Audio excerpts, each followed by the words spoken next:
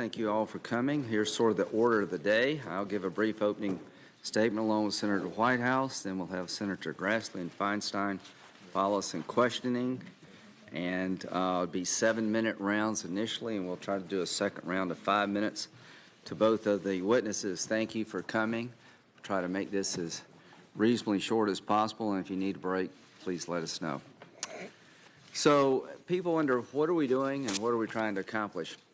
In January, the intelligence community unanimously said that the Russians, through their intelligence services, tried to interfere in the 2016 American presidential election, that it was the Russians who hacked Podesta's emails, it was the Russians who broke into the Democratic National Committee, and it was Russians who helped empower WikiLeaks.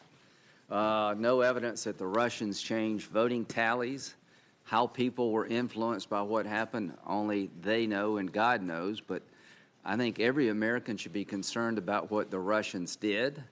From my point of view, there's no doubt in my mind it was the Russians involved in all the things I just described, not some 400-pound guy sitting on her bed or any other country. Russia is up to no good when it comes to democracies all over the world. Dismembering the Ukraine, the Baltics are always under siege by Russian interference. So why? We want to learn what the Russians did. We want to find a way to stop them because they're apparently not going to stop until somebody makes them. The hearing that was held last week with Director Comey asked a question, is it fair to say that the Russian government's still involved in American politics? And he said yes. So I want House members and senators to know it was the presidential campaign of 2016. It could be our campaigns next. I don't know what happened in France, but somebody hacked into Mr. Macron's account, and we'll see who that may have been. But this is sort of what Russia does to try to undermine democracy. So what are we trying to accomplish here? To validate the findings of the Intelligence Committee as much as possible, and to come up with a course of action as a nation, bipartisan in nature, because it was the Democratic Party of 2016 were the victims. It could be the Republican Party of the future. When one party's attacked, all of us should feel an attack. It should be an Article 5 agreement between both major parties, all major parties, that when a foreign power interferes in our election, doesn't matter who they targeted, we're all in the same boat. Secondly, the Unmasking, the 702 program. Quite frankly, when I got involved in this investigation, I didn't know much about it. Director Comey said the 702 program, which allows warrants for intelligence gathering and a vital intelligence tool. I've learned a bit about unmasking, and what I've learned is disturbing. So I don't know exactly all the details of what goes into unmasking an American citizen being incidentally surveilled when they are involved with a foreign agent. I'd like to know more, and I want to make sure that that unmasking can never be used as a political weapon in our democracy. So I'm all for hitting the enemy before they hit us. Intelligence gathering is essential, but I do believe we need to take a look at the procedures involved in 702, particularly how unmasking is requested, who can request it, and what limitations exist, if any, on how the information can be used. So that's why we're here. We're here to find out all things Russia, and the witnesses are determined by the evidence and nothing else. And the 702 reauthorization will come before the Congress fairly soon. And I, for one, have a lot of questions I didn't have before.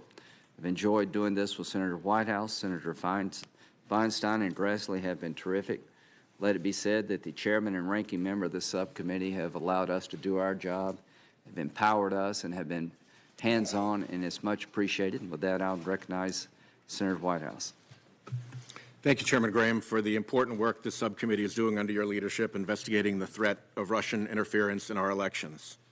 In January, America's intelligence community disclosed that the Russian government, on the orders of Vladimir Putin, engaged in an election influence campaign throughout 2016. In March, FBI Director Comey confirmed that, and I quote him here, the FBI, as part of its counterintelligence mission, is investigating the Russian government's efforts to interfere in the 2016 election, and that includes investigating the nature of any links between individuals associated with the Trump campaign and the Russian government, and whether there was any coordination between the campaign and Russia's efforts. The FBI and the intelligence community's work is appropriately taking place outside the public eye. Our inquiry serves broader aims: to give a thorough public accounting of the known facts, to pose the questions that still need answers, and to help us determine how best to protect the integrity and proper functioning of our government. At the subcommittee's first hearing on March 15th, we heard from expert witnesses about the Russian toolbox for interfering in the politics of other countries. Now we can ask, which of these tools were used against us by the Russians in 2016? Here's a checklist: propaganda, fake news, trolls, and bots. As Clint Watts told the Senate Select Committee on Intelligence in March, Russian state-sponsored media outlets RT and Sputnik in the lead-up to the election, quote, churned out manipulated truths, false news stories, and conspiracies, end quote, providing a weaponized fake news effort openly supporting Donald Trump's candidacy, quoting again, while consistently offering negative coverage of Secretary Clinton. This was, to again quote Watts, a deliberate, well-organized, well-resourced, well-funded, wide-ranging effort, end quote, by Russia, using trolls and bots to amplify its messages, particularly across social media. These facts are not disputed by any serious person, so this is a yes on the checklist. Hacking and theft of political information. Throughout 2015 and 2016, Russian intelligence services and state-sponsored hackers conducted cyber operations against U.S. political targets, including state and local election boards, penetrating networks, probing for vulnerabilities, and stealing private information and emails. Attribution of these crimes to Russian actors was confirmed in our last hearing and by many other sources. So this is another yes. Timed leaks of damaging material. Russian intelligence fronts, cutouts, and sympathetic organizations like Guccifer 2.0, DCLeaks.com, and WikiLeaks then time the release of stolen victim data to maximize its political effect, manipulate public opinion, and thereby influence the outcome of an election. Longtime Trump associate Roger Stone admits to having interacted with Guccifer 2.0, and he foreshadowed releases of stolen data on Twitter in August and October 2016. Timing can matter. On October 7th, just hours after the damaging Access Hollywood tapes of Donald Trump were made public, WikiLeaks began publishing emails stolen from Clinton campaign manager John Podesta. So yes again. Assassination and political violence. Last October, Russian military intelligence reportedly conspired to assassinate the then Prime Minister of Montenegro as part of a coup attempt. In 2004, former Ukrainian Prime Minister Viktor Yushchenko was disfigured when he was poisoned in a suspected assassination attempt by Russian agents. Russian opposition figures are routinely the targets of state-directed political violence. Vladimir Kara-Murza has survived 2 recent poisonings, while Boris Nemtsov was brazenly murdered near the Kremlin in 2015. Thankfully, we have no evidence of that happening here. Investment control in key economic sectors.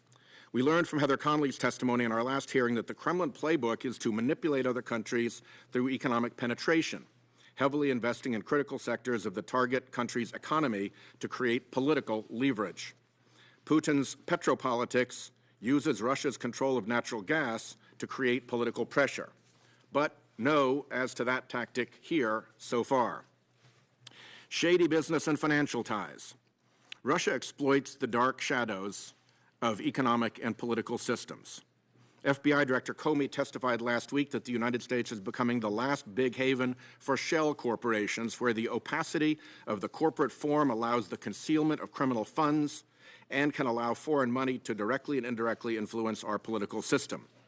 Since the Citizens United decision, we've seen unprecedented dark money flow in our elections from 501c4 organizations. We don't know who's behind that dark money or what they're demanding in return. Using shell corporations and other devices, Russia establishes illicit financial relationships to develop leverage against prominent figures through the carrot of continued bribery or the stick of threatened disclosure. How about here? Well, we know that President Trump has long pursued business deals in Russia. He's reported to have done or sought to do business there since the mid-1990s. As he chased deals in Russia throughout the 2000s, he deputized a colorful character named Felix Sater to develop real estate projects there under the Trump name. Sater's family has links to Russian organized crime, and Felix himself has had difficulties with the law. Sater said in a 2008 deposition that he would pitch business ideas directly to Trump and his team on a constant basis. As recently as 2010, Sater had a Trump Organization business card and an office in Trump Tower. Donald Trump Jr. said in September 2008 that he'd made half a dozen trips to Russia in the preceding 18 months, noting that Russian investors were heavily involved in Trump's New York real estate projects. "We see a lot of money pouring in from Russia," he said. One Trump property in Midtown Manhattan had become, within a few years of opening, a prominent depository of Russian money, according to a report in Bloomberg Businessweek. So here, there are still big questions. Of course, President Trump could clarify these questions by releasing his business and personal tax returns. Corrupting and compromising politicians. In testimony before the Judiciary Committee last Wednesday, Director Comey acknowledged that financial leverage has been exploited by Russian intelligence over many decades. Back to the days of Joseph Alsop, they used compromat, or compromising material, to pressure and manipulate targeted individuals with the prospect of damaging disclosures. Has Russia compromised, corrupted, cultivated, or exerted improper influence on individuals associated with President Trump, his administration, his transition team, his campaign, or his businesses? Another big question mark. We know that President Trump has had in his orbit a number of very Russia-friendly figures. In August 2015, Trump first met informally with Michael Flynn, who as director of the Defense Intelligence Agency had developed strong professional relationships with Russian military intelligence. In December of that year, Flynn traveled to Moscow for a paid speaking appearance at an anniversary gala for RT, where he was briefly seated next to Vladimir Putin. Quite a seat for a retired American general. 2 months after that trip, Flynn was reportedly serving as an informal national security advisor to Trump. Trump identified a little-known energy investor named Carter Page as one of his foreign policy advisors. In late March 2016, Page told Bloomberg Politics that friends and associates had been hurt by U.S. sanctions against Russia and that there's a lot of excitement in terms of the possibilities for creating a better situation, end quote. On April 27, 2016, Trump and several of his advisors, including Jeff Sessions, met Sergei Kislyak, Russia's ambassador to the United States, before a campaign speech. The speech, which was hosted by the Center for the National Interest, had been arranged by Trump's son-in-law, Jared Kushner. Kislyak attended the Trump Republican convention, and he told the Washington Post that he had multiple contacts with the Trump campaign, both before and after the election. In the days after the November election, Russia's deputy foreign minister confirmed that his government had communicated with the Trump team during the campaign. And we know Michael Flynn spoke with Ambassador Kislyak on December 29th, the same day President Obama announced punitive sanctions against Russia for its interference in the 2016 election. Trump transition and administration officials thereafter made false statements to the media and the public about the content of Flynn's conversations with Kislyak, apparently as a result of Flynn having misled them. This eventually led President Trump to ask for Flynn's resignation, something I'm hoping Ms. Yates can shed some light on in her testimony today. The President and his administration have yet to take responsibility for or explain these and other troubling Russia links, dismissing facts as fake news and downplaying the significance of individuals involved. More than 100 days into the Trump administration and nearly 2 years since he declared his candidacy for president, only one person has been held accountable for improper contacts with Russia, Michael Flynn. Even then, the Trump administration has maintained that Flynn's communications with the ambassador were not, in fact, improper. He simply lost the confidence of the president. We need a more thorough accounting of the facts. Many years ago, an 18-minute gap transfixed the country and got everybody's attention in another investigation.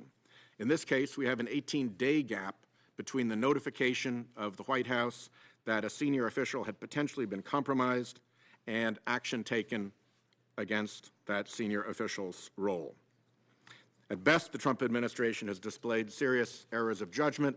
At worst, these irregularities may reflect efforts at compromise or corruption at the hands of Russian intelligence. My sincere hope is that this hearing and those to come will help us find out. Thank you, Chairman. Our two witnesses are well known, and I will be sworn in, but Mr. Clapper, the former Director of National Intelligence, has served his country for decades in uniform and out, and dedicated his life to intelligence gathering, and we appreciate that. Ms. Yates was the former Deputy Attorney General, is well respected by people in the legal profession. Thank you both for coming. If you will please rise. Raise your right hand, please.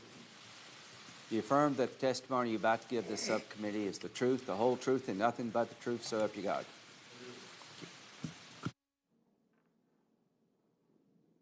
Mr. Clapper.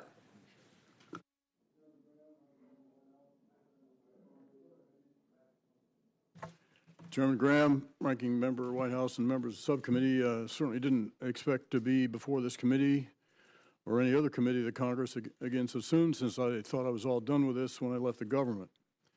And this is only my first of 2 hearings this week. But understandably, concern about the egregious Russian interference in our election process is so critically serious as to merit focus, hopefully bipartisan focus, by the Congress and the American people. Last year, the intelligence community conducted an exhaustive review of Russian interference into our presidential election process, resulting in a Special Intelligence Community Assessment, or ICA, as we call it. I'm here today to provide whatever information I can, now as a private citizen, on how the intelligence community conducted its analysis, came up with its findings, and communicated them to the Obama administration, to the Trump transition team, to the Congress, and in unclassified form to the American public. Additionally, I'll briefly address 4 related topics that have emerged since the ICA was produced. Because of both classification and some executive privilege strictures requested by the White House, there are limits to what I can discuss. And of course, my direct official knowledge of any of this stopped on 20 January when my term of office was happily over. As you know, the IC was a coordinated product from 3 agencies, CIA, NSA, and the FBI, not all 17 components of the intelligence community, those 3, under the aegis of my former office. Following extensive intelligence reporting about many Russian efforts to collect on and influence the outcome of the presidential election, President Obama asked us to do this in early December and have it completed before the end of his term. The 24 or so analysts for this task were hand-picked, seasoned experts from each of the contributing agencies. They were given complete, unfettered, mutual access to all sensitive raw intelligence data, and importantly, complete independence to reach their findings. They found that the Russian government pursued a multifaceted influence campaign in the run-up to the election, including aggressive use of cyber capabilities. The Russians used cyber operations against both political parties, including hacking into servers used by the Democratic National Committee and releasing stolen data to WikiLeaks and other media outlets. Russia also collected on certain Republican Party-affiliated targets, but did not release any Republican-related data. The intelligence community assessment concluded, first, that President Putin directed an influence campaign to erode the faith and confidence of the American people in our presidential election process. Second, that he did so to demean Secretary Clinton, and third, that he sought to advantage Mr. Trump. These conclusions were reached based on the richness of the information gathered and analyzed, and were thoroughly vetted and then approved by the directors of the 3 agencies and me. These Russian activities and the resultant assessment were briefed first to President Obama on the 5th of January, then to President-elect Trump at Trump Tower on the 6th, and to the Congress via a series of 5 briefings from the 6th through the 13th of January. The classified version was profusely annotated with footnotes drawn from thousands of pages of supporting material. The key judgments in the unclassified version published on the 6th of January were identical to the classified version. While it's been over 4 months since the issuance of this assessment, as Directors Comey and Rogers testified before the House Intelligence Committee on the 20th of March, the conclusions and confidence levels reached at the time still stand.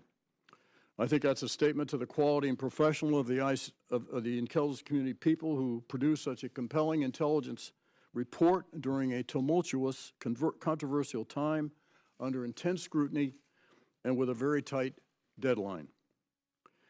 Throughout the public dialogue about the issue over the past few months, 4 related topics have been raised that could use some clarification, and I'd like to take a few moments to attempt to provide that clarification. First, I want to address the meaning of, quote, unmasking, which is an unofficial term that's appeared frequently in the media in recent months and is often, I think, misused and misunderstood. So it frequently happens that in the course of conducting lawfully authorized electronic surveillance on validated foreign intelligence targets, the collecting agency picks up communications involving U.S. persons, either their direct interface with a validated foreign intelligence target or where there is discussion about those U.S. persons by validated foreign intelligence targets. Under intelligence community minimization procedures, the identities of these U.S. persons are typically masked in reports that go out to intelligence consumers, and they're referred to, each report at a time, as U.S. Person 1, U.S. Person 2, etc. However, there are cases when, to fully understand the context of the communication that has been obtained or the threat that is posed, the consumer of that collected intelligence may ask the identity of the U.S. person be revealed. Such requests explain why the unmasking is necessary, and that explanation is conveyed back to the agency that collected the information. It is then up to that agency whether to approve the request and to provide the identity. And if a U.S. person's identity is revealed, that identity is provided only to the person who properly requested it, not to a broader audience. This process is subject to oversight and reporting, and in the interest of transparency, my former office publishes a report on the statistics of how many U.S. persons' identities are unmasked based on a collection that occurred under Section 702 of the FISA Amendment Act, which I'll speak to in a moment. And in 2016, that number was 1,934. On several occasions during my 6.5 years as DNI, I requested the identity of U.S. persons to be revealed. In each such instance, I made these requests so I could fully understand the context of the communication and the potential threat being posed. At no time did I ever submit a request for personal or political purposes or to voyeuristically look at raw intelligence, nor am I aware of any instance of such abuse by anyone else. Second is the issue of leaks. Leaks have been conflated with unmaskings in some of the public discourse, but they are two very different things. An unmasking is a legitimate process that consists of a request and approval by proper authorities, as I've just briefly described. A leak is an unauthorized disclosure of classified or sensitive information that is improper under any circumstance. I've long maintained during my 50-plus year career in intelligence that leaks endanger national security, they compromise sources, methods, and tradecraft, and they can put assets' lives at risk. And for the record, in my long career, I've never knowingly exposed classified information in an inappropriate manner. Third is the issue of counterintelligence investigations conducted by the Federal Bureau of Investigation. While I can't and won't comment in this setting on any particular counterintelligence investigation, it's important to understand how such investigations fit into and relate to the intelligence community and at least the general practice I followed during my time as DNI with respect to FBI counterintelligence investigations. When the intelligence community obtains information suggesting that a U.S. person is acting on behalf of a foreign power, the standard procedure is to share that information with the lead investigatory body, which of course is the FBI. The Bureau then decides whether to look into that information and handles any ensuing investigation, if there is one. Given its sensitivity, even the existence of a counterintelligence investigation is closely held, including at the highest levels.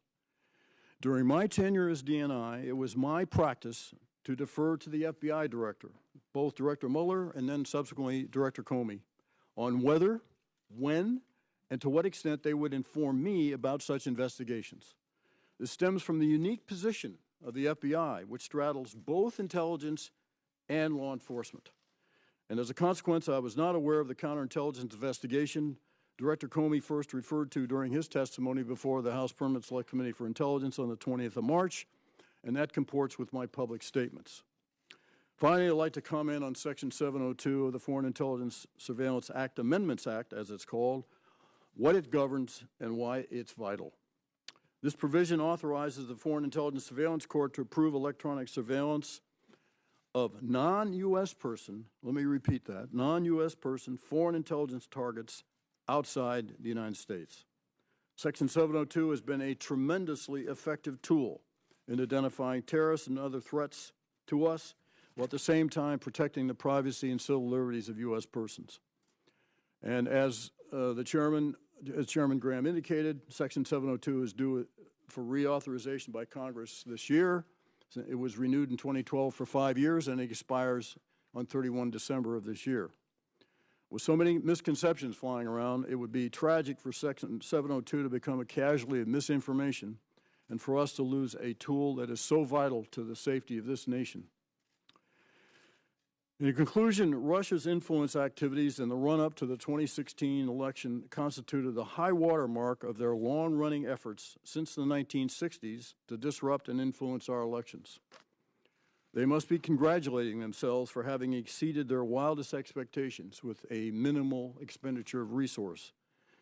And I believe they are now emboldened to continue such activities in the future, both here and around the world, and to do so even more intensely. If there has ever been a clarion call for vigilance and action against a threat to the very foundation of our democratic political system, this episode is it. I hope the American people recognize the severity of this threat and that we collectively counter it before it further erodes the fabric of our democracy. I'll now turn to my former colleague, Acting Attorney General Sally Yates, for any remarks that she has to make. Microphone. Thank you. Chairman Graham, Ranking Member Whitehouse, and distinguished members of the subcommittee, I'm pleased to appear before you this afternoon on this critically important topic of Russian interference in our last presidential election and the related topics that this subcommittee is investigating. For 27 years, I was honored to represent the people of the United States with the Department of Justice. I began as an assistant United States attorney in Atlanta in the fall of 1989. And like all prosecutors, I investigated and tried cases and worked hard to try to ensure the safety of our communities and that those who violated our laws were held accountable.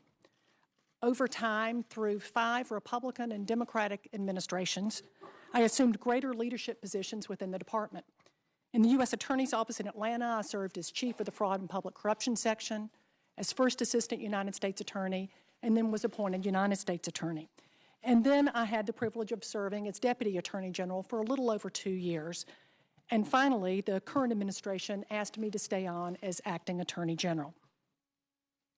Throughout my time at the department, I was incredibly fortunate to be able to work with the talented career men and women at the Department of Justice who followed the facts and applied the law with tremendous care and dedication, and who are in fact the backbone of the Department of Justice. And in every step, in every position, from AUSA to acting attorney general, I always tried to carry out my responsibility to seek justice in a way that would engender the trust and the confidence of the people whom I served. I want to thank this subcommittee for conducting an impartial and thorough investigation of this vitally important topic. The efforts by a foreign adversary to interfere and undermine our democratic processes and those of our allies pose a serious threat to all Americans. This hearing and others this subcommittee has conducted and will be conducting in the future are an important bipartisan step in understanding the threat and the best ways to confront it going forward. As the intelligence community assessed in its January of 2017 report, Russia will continue to develop capabilities to use against the United States, and we need to be ready to meet those threats. I sincerely appreciate the opportunity to take part in today's discussion. Now, I want to note that in my answers today, I intend to be as fulsome and as comprehensive as possible while respecting my legal and ethical boundaries.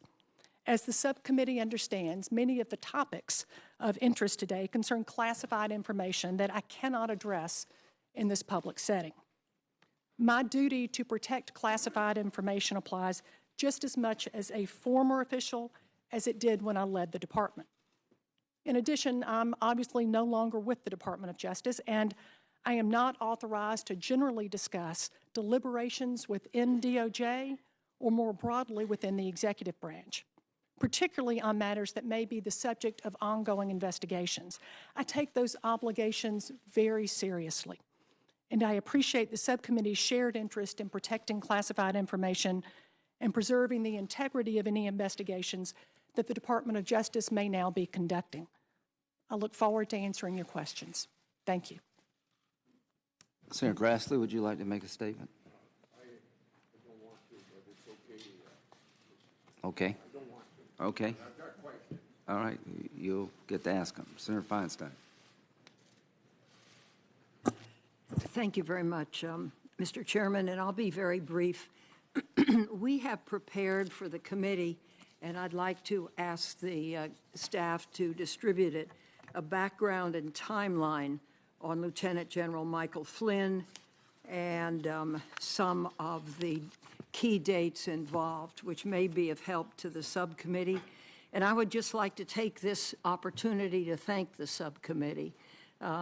Chairman Graham and Ranking Member Whitehouse, I think you've done a good job, and your whole subcommittee has, and so thank you very, very much. I'd just like to make a few comments, if I might, and put all the remarks in the record. I think it is a foregone conclusion about Russia's involvement, and we see it replicated even in the French election. Perhaps not to the extent or in the way, but certainly replicated.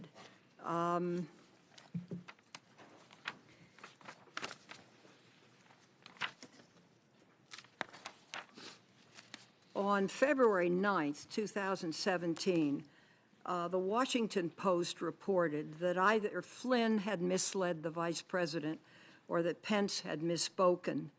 Lieutenant General Flynn resigned his post on February 13th, 4 days after the Post broke this story. There are still many unanswered questions about General Flynn, including who knew what and when. For example, the press is now reporting that in addition to the warning from Sally Yates, concerns were raised by former President Obama directly to then President-elect Trump, 95 days before Flynn resigned.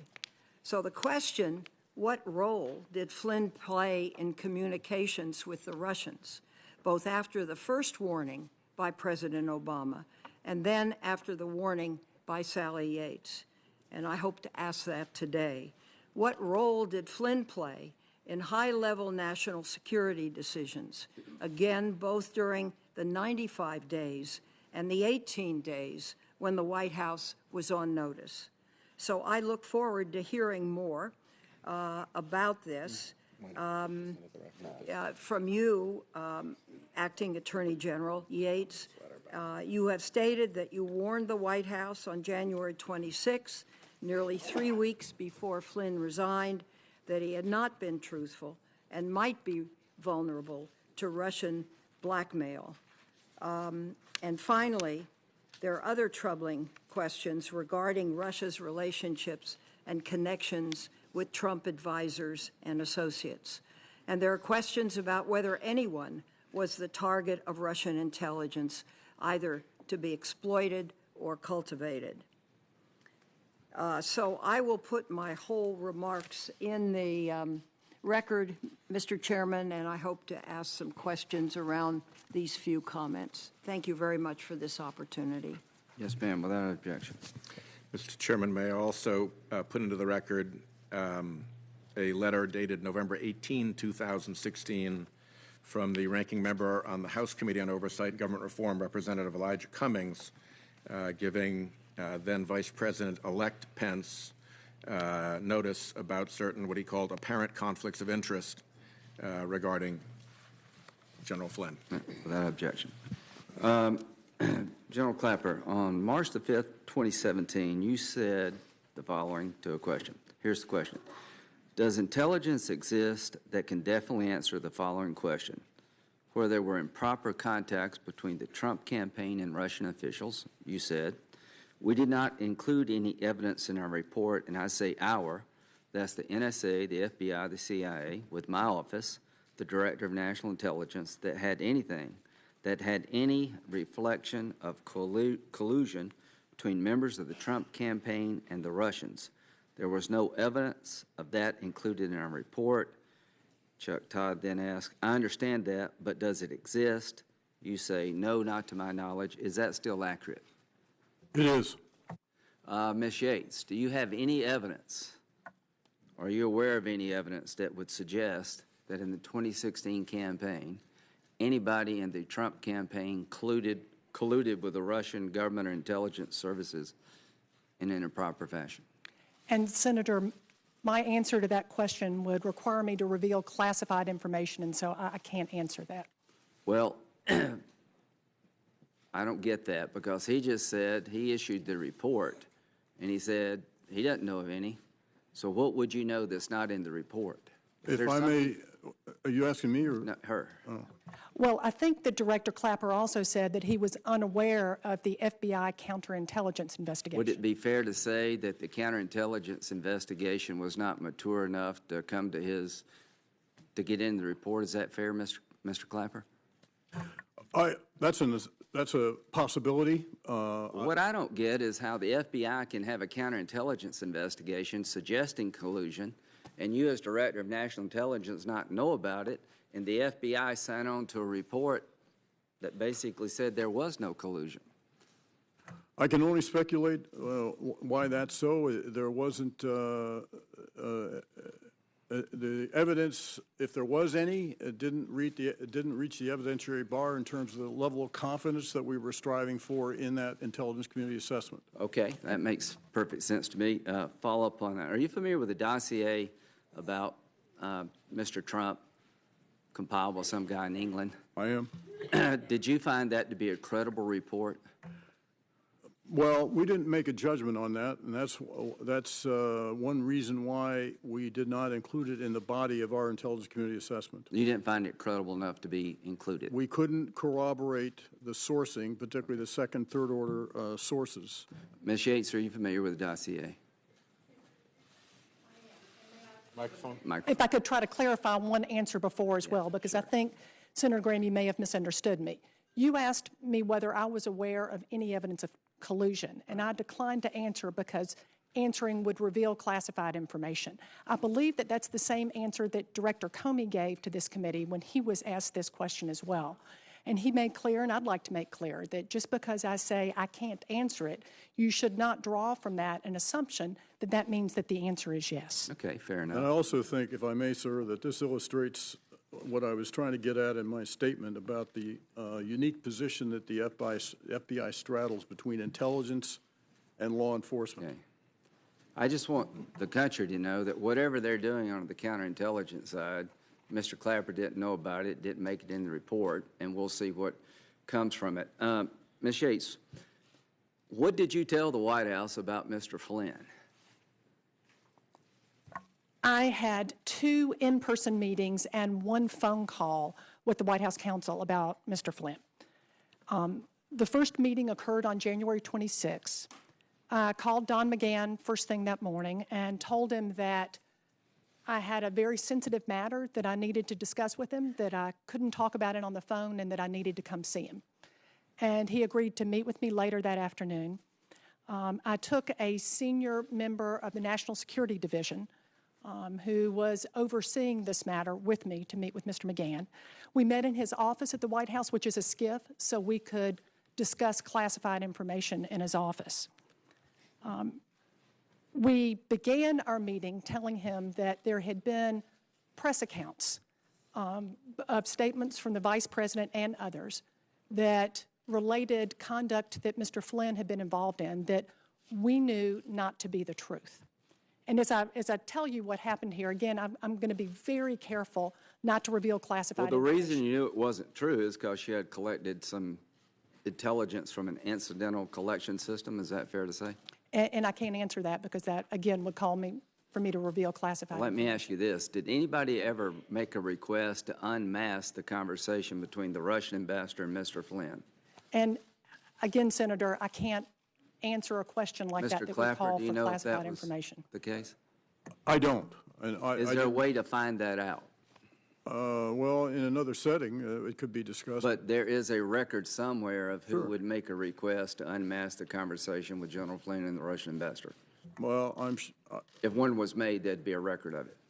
I can't speak to this specific case, but I can generally comment that in the case of 702 requests, yes, those are all documented. Okay, and I don't mean to interrupt you, but this is important to me. How did the conversation between the Russian ambassador and Mr. Flynn make it to the Washington Post?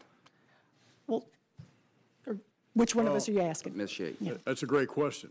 All of us I thought so. would like to know that, and I don't know the answer to that. Yeah. Nor do I know the answer to that. Is it fair to say that if somebody did make an unmasking request, we would know who they were, and we could find out from them who they shared the information with? Is that fair to say? The system would allow us to do what I just described. Well, unmasking requests are not made to the Department of Justice. No, but to the agency who does the collection. That's my understanding, is that, So yes, there there's should be a record somewhere in our system whether or not an unmasking request was made for the conversation between Mr. Flynn and the Russian ambassador. We should be able to determine if it was made, who made it. Then we can ask, what did they do with the information? Is that a fair statement, Mr. Clapper? Yes. Okay. Now, what did you finish? What'd you tell the White House? Okay. All right. So I told them again that there were a number of press accounts of statements that had been made by the Vice President and other high-ranking White House officials about General Flynn's conduct that we knew to be untrue. And we told them how we knew that how we had this information, how we had acquired it, and how we knew that it was untrue. And we walked the White House counsel, who also had an associate there with him, through General Flynn's underlying conduct, the contents of which I obviously cannot go through with you today because it's classified. But we took them through in a fair amount of detail of the underlying conduct, what General Flynn had done, and then we walked through the various press accounts and how it had been falsely reported. We also told the White House counsel that General Flynn had been interviewed by the FBI on February 24th. Mr. McGahn asked me how he did, and I declined to give him an answer to that. And we then walked through with Mr. McGahn essentially why we were telling them about this. And the first thing we did was to explain to Mr. McGahn that the underlying conduct that General Flynn had engaged in was problematic in and of itself. Secondly, we told him we felt like the Vice President and others were entitled to know that the information that they were conveying to the American people wasn't true. And we wanted to make it really clear right out of the gate that we were not accusing Vice President Pence of knowingly providing false information to the American people. And in fact, Mr. McGahn responded back to me to let me know that anything that General Flynn would have said would have been based, anything that Vice President Pence would have said would have been based on what General Flynn had told him. We told him the third reason is because we were concerned that the American people had been misled about the underlying conduct and what General Flynn had done. And additionally, that we weren't the only ones that knew all of this, that the Russians also knew about what General Flynn had done, and the Russians also knew that General Flynn had misled the Vice President and others. Because in the media accounts, it was clear from the Vice President and others that they were repeating what General Flynn had told them, and that this was a problem because not only did we believe that the Russians knew this, but that they likely had proof of this information. And that created a compromise situation, a situation where the National Security Advisor essentially could be blackmailed by the Russians. Finally, we told them that we were giving them all of this information so that they could take action, the action that they deemed appropriate. I remember that Mr. McGahn asked me whether or not General Flynn should be fired, and I told him that that really wasn't our call, that was up to them, but that we were giving them this information so that they could take action. And that was the first meeting. Thank you, and I'll go to Senator White. One very quick question. Are either one of you aware of incidental collection by our intelligence community of any presidential candidate, staff, or campaign during the 2016 election cycle?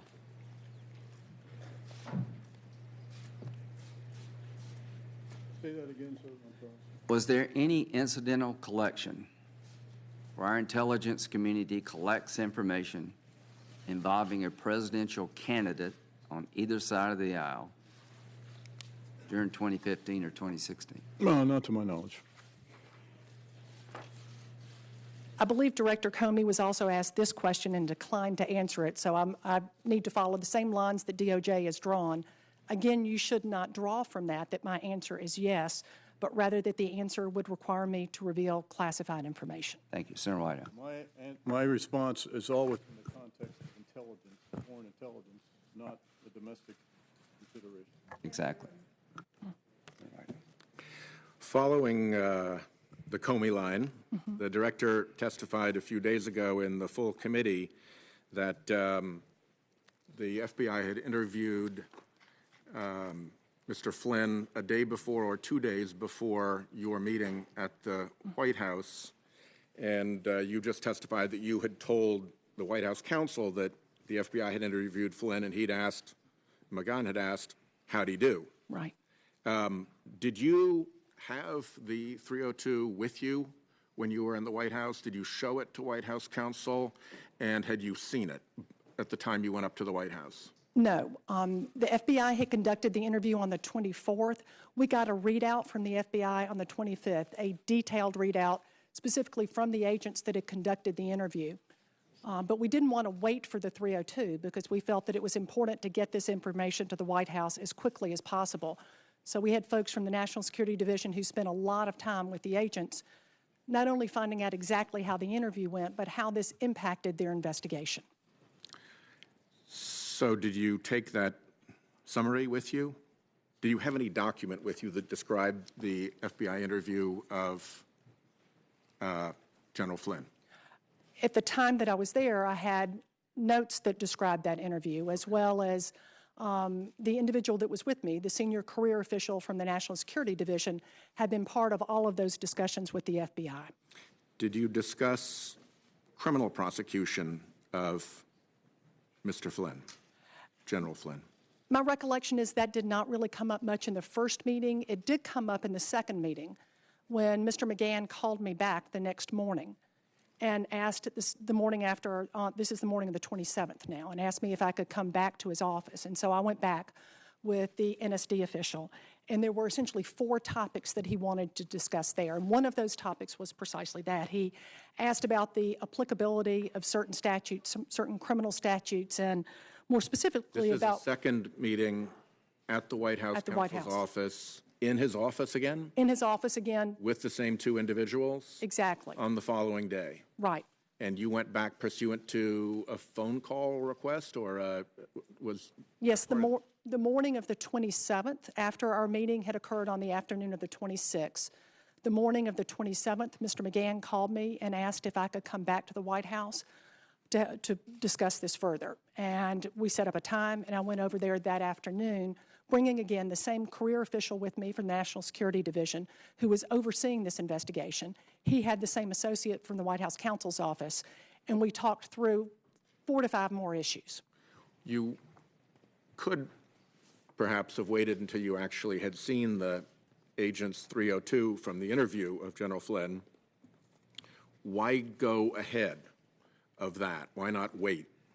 Well, because this was a matter of some urgency. Describe. In making the determination about notification here, we had to balance a variety of interest. For the reasons that I just described a few minutes ago, we felt like it was critical that we get this information to the White House, in part because the Vice President was unknowingly making false statements to the public, and because we believed that General Flynn was compromised with respect to the Russians. We were balancing this, though, against the FBI's investigation, as you would always do, and take into account the investigating agency's desires and concerns about how a notification might impact that ongoing investigation. But once General Flynn was interviewed, there was no longer a concern about an impact on an investigation. Do you know where that interview took place or under what circumstances? I believe it took place at the White House. The Flynn interview? Yes. Okay. Do you know if Flynn was represented by counsel at the time? I don't believe he was. Okay. And the scenario that you were concerned about was that you were seeing all these statements coming from the White House that were inconsistent with what you knew. You presumed that the White House was being truthful, which meant that Flynn was misleading them, Right. which meant that he was vulnerable to manipulation by the Russians who, knowing what had actually taken place, could call up the national security advisor to the president and say, you got to do this for us or we're going to out you with all your folks and your career is done. That's right, because one of the questions that Mr. McGahn asked me when I went back over the second day was essentially, why does it matter to DOJ if one White House official lies to another White House official? And so we explained to him it was a whole lot more than that, and went back over the same concerns that we had raised with them the prior day, that the concern first about the underlying conduct itself, that he had lied to the vice president and others, the American public had been misled, and then importantly, that every time this lie was repeated, and the misrepresentations were getting more and more specific as they were coming out, every time that happened, it increased the compromise. And to state the obvious, you don't want your national security advisor compromised with the Russians. Were there any takeaways from the first meeting or action items that you left with? Well, there was an action item in the second meeting because we talked about several issues, but to get the order right, you said earlier that there were 2 meetings and a phone call. Right. Was the phone call that set up the second meeting, or was there a third? There was a third substantive phone call. There was a go ahead substantive phone about the call at second. the end. Sorry about that. One of the issues that Mr. McGahn raised with me in this second meeting, that again was on the 27th, the day after the first meeting, was his concern because we had told him before that we were giving him this information so that they could take action. And he said that they were concerned that taking action might interfere with the FBI investigation. And we told him, both the senior career official and I, that he should not be concerned with it, that General Flynn had been interviewed, that their action would not interfere with any investigation. And in fact, I remember specifically saying, it wouldn't really be fair of us to tell you this and then expect you to sit on your hands. Was the interview of General Flynn accelerated once you became aware of this information and felt you needed to get his statement quickly? Well, we had wanted to tell the White House as quickly as possible, and we're working with the FBI in the course of the investigation, but certainly we did as the misrepresentations. The first thing you know is that you have information that one thing was said and the White House is saying something different. Mm-hmm. And you know that that information, irrespective of who is involved, needs to get up to the White House quickly. And so at that point, the decision was made to do the interview so that that was locked down before you went up to White House counsel? Right, so that would not have a negative impact on the FBI investigation at that point. And there was a request made by Mr. McGahn in this second meeting as to whether or not they would be able to look at the underlying evidence that we had described for him of General Flynn's conduct. And we told him that we were inclined to allow them to look at that underlying evidence, that we wanted to go back to DOJ and be able to make the logistical arrangements for that. This second meeting on the 27th occurred late in the afternoon. This is Friday the 27th. So we told him that we would work with the FBI over the weekend on this issue and get back with him on Monday morning. And I called him first thing Monday morning to let him know that we would allow them to come over and to review the underlying evidence. And was that the phone call, or is there a separate phone call? There was the phone call initially to let him know I needed to come see him. Yep. 2 meetings, and then a phone call at the end to let him know that the material was available. To see it. He had to call me back. He was not available then, and I did not hear back from him until that afternoon of Monday the 30th. And that was the end of this episode. Nobody came over to look at the material. I don't know what happened after that because that was my last day with DOJ. Got it. Okay. Senator Grassley. Yeah. Mr. Clapper, you said that you've never exposed classified information in an inappropriate manner. I asked Director Comey these questions last week. So for both of you, yes or no, as far as you know, has any classified information relating to Mr. Trump or his associates been declassified and shared with the media? Not to my knowledge. Ms. Yates? Not to my knowledge either. Okay. Next question. Have either of you ever been an anonymous source in a news report about matters relating to Mr. Trump, his associates, or Russians' attempt to meddle in the election? No. Absolutely not. Okay. Third question. Did either of you ever authorize someone else at your respective organizations to be an anonymous source in a news report about Mr. Trump or his associates? No. No. Okay. As far as either of you know, have any government agencies referred any of the leaks over the past several months to the Justice Department for potential criminal investigation? I don't know. As you know, Senator, there is a process for that, for doing that. I don't know if that's happened. Ms. Yates? I'm not at DOJ anymore, so I don't know what's been referred. So then I guess kind of sum up, neither one of you know whether the department authorized a criminal investigation of the leaks. I do not, sir. No, sir. Okay. Have any of you been questioned by the FBI about any leaks? I have not been. No. Okay. Want to discuss unmasking. Mr. Clapper and Ms. Yates, did either of you ever request the unmasking of Mr. Trump, his associates, or any member of Congress?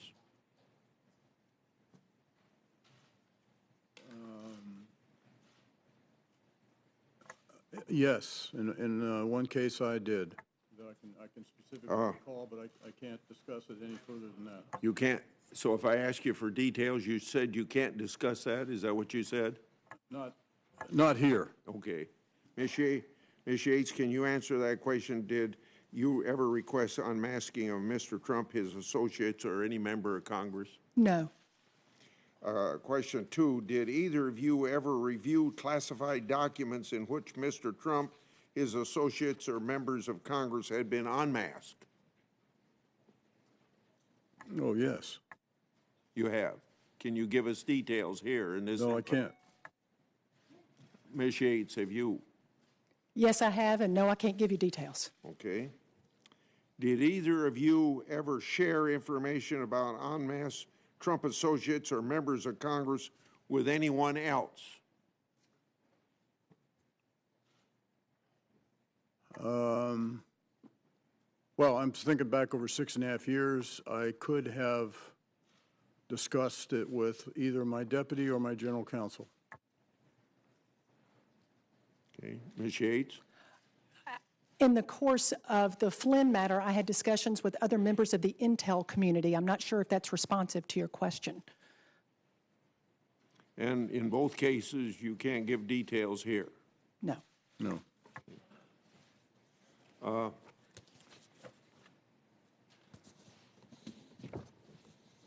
The FBI notified the Democratic National Committee of the Russians' intrusion into their systems in August of 2015. But the DNC turned down the FBI's offer to get the Russians out and refused the FBI access to their servers. Instead, it eventually hired a private firm in the spring of 2016. WikiLeaks began releasing the hacked DNC emails last July. It took roughly 27,000 of the 27,500 DNC emails it released were emails sent after the FBI notified the DNC of the breach. Mr. Clapper, would you agree that one of the lessons of this episode is that people should cooperate with the FBI when notified of foreign hacks instead of stonewalling? Yes, sir. I generally think that's a very good idea.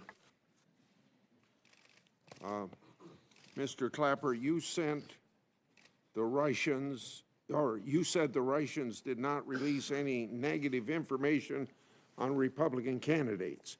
I believe that that's not quite right. On June the 15th, 2016, Guccifer 2.0 released to Gawker and the Smoking Gun more than 200 pages of the DNC's opposition research on Mr. Trump's, hundreds of pages of what I would call dirt.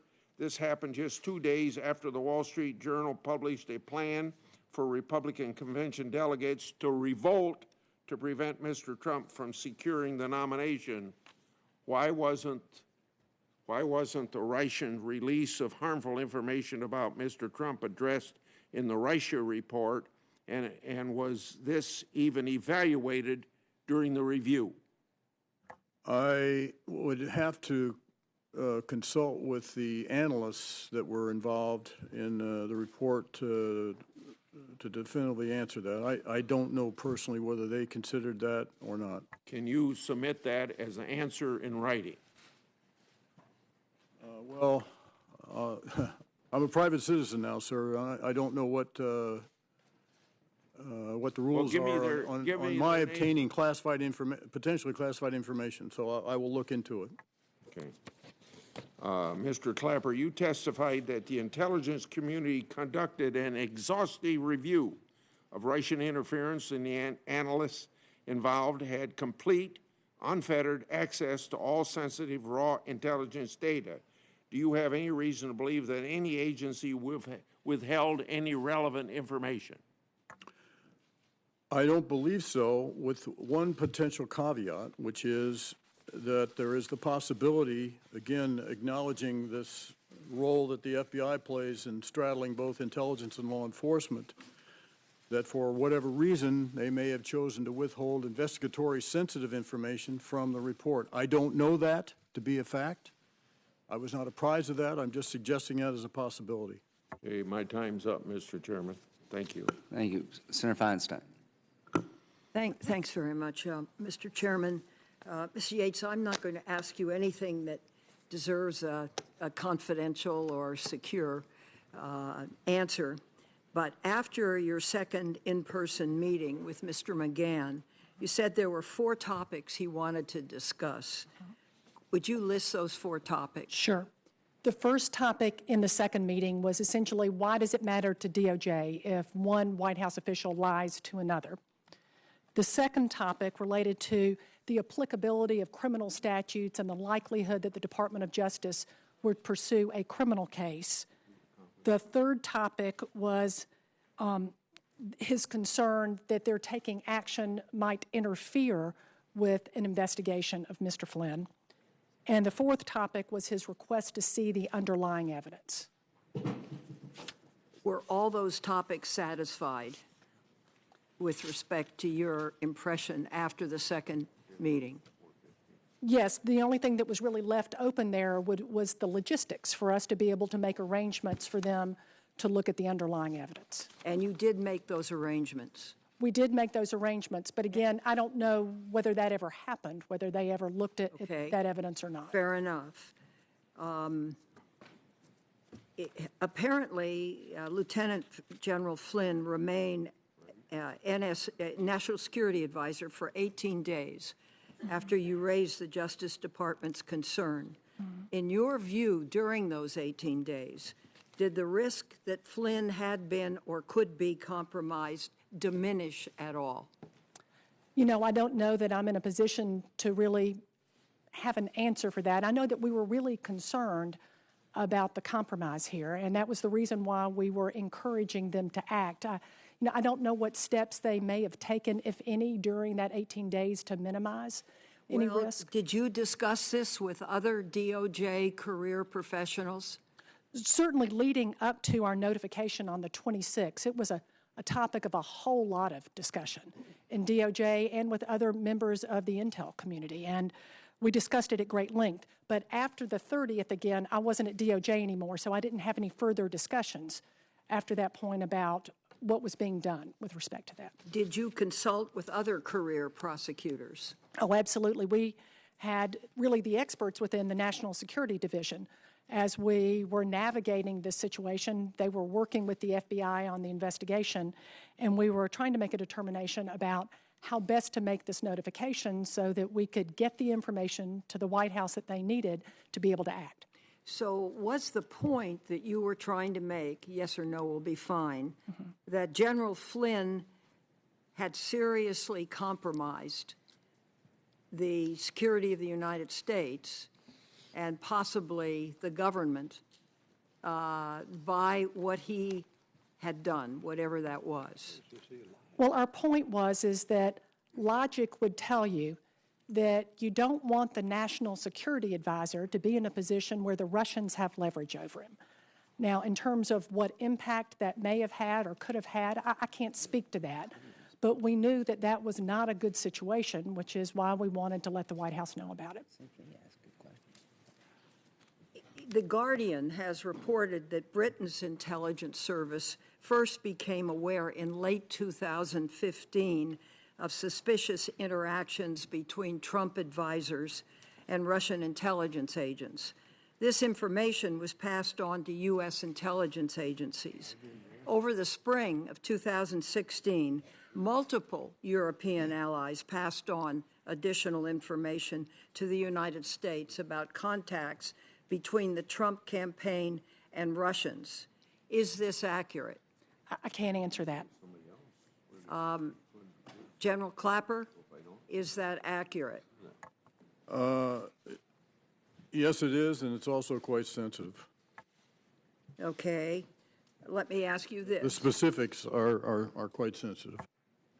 When did components of the intelligence community open investigations into the interactions between Trump advisors and Russians?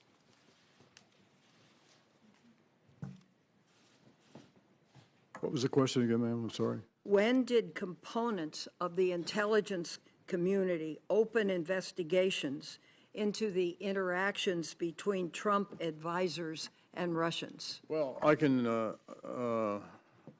I referred to Director Comey's statement before the House Intelligence Committee on the 20th of March is when he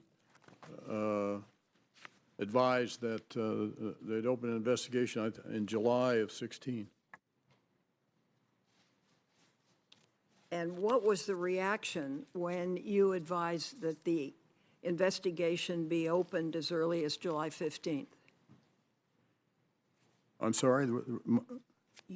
I thought you said that you advised on July... No, Director Comey did before the House Intelligence Committee announced that the FBI had initiated an investigation in July of 2016. Well, what did the intelligence agencies do with the findings that I just spoke about that The Guardian wrote about? Well, I'm not sure about the accuracy of that article. So clearly, actually going back to 2015, there was evidence of Russian activity, mainly in an information gathering or reconnoitering mode where they were investigating voter registration rolls and the like, and that activity started early. And so we were monitoring this as it progressed, and certainly as it picked up, accelerated in the spring, summer, and fall of 2016. Okay. So let me go back to you, Ms. Yates. I take it you were very concerned. What was your prime worry during all of this? Now, you were worried that General Flynn would be compromised. What did you think would happen if he were? And how do you believe he would have been compromised? Well, we had two concerns. Compromise was certainly the number one concern. And, the Russians can use compromised material, information, in a variety of ways, sometimes overtly and sometimes subtly. And again, our concern is that you have a very sensitive position, like the National Security Advisor, and you don't want that person to be in a position where, again, the Russians have leverage over him. But I will also say another motivating factor is that we felt like the Vice President was entitled to know that the information he had been given and that he was relaying to the American public wasn't true. So what you're saying is that General Flynn lied to the Vice President. That's certainly how it appeared, yes, because the Vice President went out and made statements about General Flynn's conduct that he said were based on what General Flynn had told him. And we knew that that just flat wasn't true. Well, as the days went on, what was your view of the situation? Because there were, I guess, 2 weeks before, was it 18 days before Director Flynn was dismissed? Well, again, I was no longer with DOJ after the 30th, and so I wasn't having interaction or any involvement in this issue after that day. Thank you, Mr. Chairman. Senator Cornyn. Thank you, Chairman Graham and Senator Whitehouse, for today's hearing. This is important. The American people have every right to know as much as possible about Russian interference in our elections. But as I think, as the director has told us before many times, this is not anything new, although perhaps the level and intensity and the sophistication of both Russian overt and covert operations is really unprecedented. And I thank the intelligence community for their assessment. I do regret that while these two witnesses are certainly welcome and we're glad to have them here, that former National Security Advisor Susan Rice has refused to testify in front of the committee. It seems to me there are a lot of questions that she needs to answer.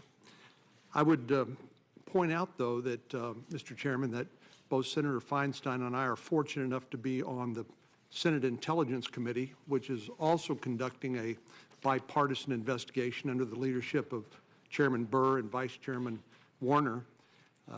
One of the benefits of that additional investigation is that we have been given access to the raw intelligence collected by the intelligence community, which I think completes what understandably is an incomplete picture when you can only talk in a public setting about part of the evidence. But it is important for the American people to understand what's happening. I think this subcommittee hearing is playing an important role in that. I want to ask Director Clapper, because I think, unfortunately, some of the discussion about unmasking is casting suspicion on the intelligence community in a way that I think is frankly concerning, particularly when we're looking at reauthorizing Section 702 of the Patriot Act by the end of next year, because as many have said, I can't remember what you call your specific words, but I know Director Comey has called that the crown jewels of the intelligence community, and I am very concerned that some of the information that's been discussed about unmasking, for example, might cause some people to worry about their legitimate privacy concerns. So when it comes to incidental collection on an American person, and that is unmasked at the request of some appropriate authority, can you describe briefly the paper trail and the series and the approval process that is required in order to allow that to happen? That's not a trivial matter, is it? No, the process is that, first of all, the judgment as to whether or not to unmask or reveal the identity is rendered by the original collection agency. So normally that's going to be, in the case 702, going to be NSA. And I know for my part, because as I indicated in my statement, over my 6.5 years as DNI, I occasionally ask for identities to be unmasked to understand the context. What I was concerned about, and those of us in the intelligence community are concerned about, is the behavior of the validated foreign intelligence target. Is that target trying to co-opt, recruit, bribe, penetrate, or what? And it's very difficult to understand that context by the labels U.S. Person 1, U.S. Person 2. And as well, I should point out, doing that on an anecdotal basis, on one SIGINT report at a time, and which you need to look at, is there a pattern here? And so I tried on my part to be very, very judicious about that. It's a very sensitive thing. But I did feel an obligation as DNI that I should attempt to understand the context and who this person was, because that had a huge bearing on how important or critical it was and what threat might be posed by virtue of the behavior of the validated foreign intelligence target. So our focus was on the target, not as much as the U.S. person, only to understand the context. Well, the fact that some appropriate authority might request and receive the unmasking of the name of the U.S. person does not then authorize the release of that information, that classified information, into the public domain. That remains a crime, does it not? Yes. Again, that's why I attempted to clarify in my statement the difference between push the button. That's why in my statement I attempted to make that distinction between unmasking, an authorized legitimate process with approval by the appropriate authorities, and leaking, which is an unauthorized process under any circumstance. Mr. Chairman, I think it's really important that in order to determine who actually requested the unmasking and in order to establish whether appropriate procedures were undertaken under both legislative oversight and judicial oversight, that we determine what that paper trail is and follow it. Senator Cornyn, if I may, and I have to be very careful here about how I phrase this, but I would just repeat to you the definition of what 702 is used for, which is collection against a non-U.S. person overseas. I don't think you can say that enough, Director Clapper. It's important because people need to understand that. Happy to say it again. We are both getting necessary foreign intelligence to keep the American people safe, but also respecting the privacy rights and the constitutional rights of American citizens. Absolutely. Ms. Yates, this is the first time that you've appeared before Congress since you left the Department of Justice. And I just wanted to ask you a question about your decision to refuse to defend the President's executive order. In the letter that you sent to Congress, you point out that the executive order itself was drafted in consultation with the Office of Legal Counsel, and you point out that the Office of Legal Counsel reviewed it to determine whether, in its view, the proposed executive order was lawful on its face and properly drafted. Is it true that the Office of Legal Counsel did conclude that it was lawful on its face and properly drafted? Yes, they did. The Office and you overruled them? I did. The Office of Legal... What is your authority to overrule the Office of Legal Counsel when it comes to a legal determination? The Office of Legal Counsel has a narrow function, and that is to look at the face of an executive order and to determine purely on its face whether there is some set of circumstances under which at least some part of the executive order may be lawful. And importantly, they do not look beyond the face of the executive order. For example, it's statements that are made contemporaneously or prior to the execution of the EO that may bear on its intent and purpose. That office does not look at those factors. And in determining the constitutionality of this executive order, that was an important analysis to engage in, and one that I did. Well, Ms. Yates, I thought the Department of Justice had a long-standing tradition of defending a presidential action in court if there are reasonable arguments in its favor, regardless of whether those arguments might prove to be ultimately persuasive, which, of course, is up to the courts to decide and not you, correct? It is correct that oftentimes, but not always, the civil division of the Department of Justice will defend an action of the President or an action of Congress if there is a reasonable argument to be made. But in this instance, all arguments have to be based on truth because we're the Department of Justice. We're not just a law firm, we're the Department of Justice. And in this distinguish the truth from lawful? Yes, because in this instance, in looking at what the intent was of the executive order, which was derived in part from an analysis of facts outside the face of the order, That is part of what led to our conclusion that it was not lawful, yes. Well, Ms. Yates, you had a distinguished career for 27 years with the Department of Justice, and I voted for your confirmation because I believe that you had a distinguished career. But I have to tell you that I find it enormously disappointing that you somehow vetoed the decision of the Office of Legal Counsel with regard to the lawfulness of the President's order and decided instead that you would countermand the executive order of the President of the United States because you happen to disagree with it as a policy matter. Well, it wasn't.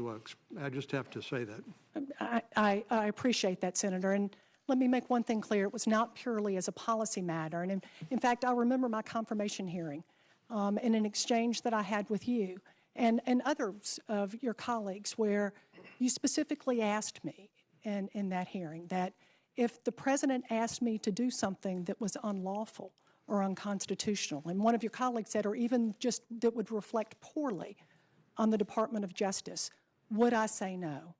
And I looked at this, I made a determination that I believed that it was unlawful.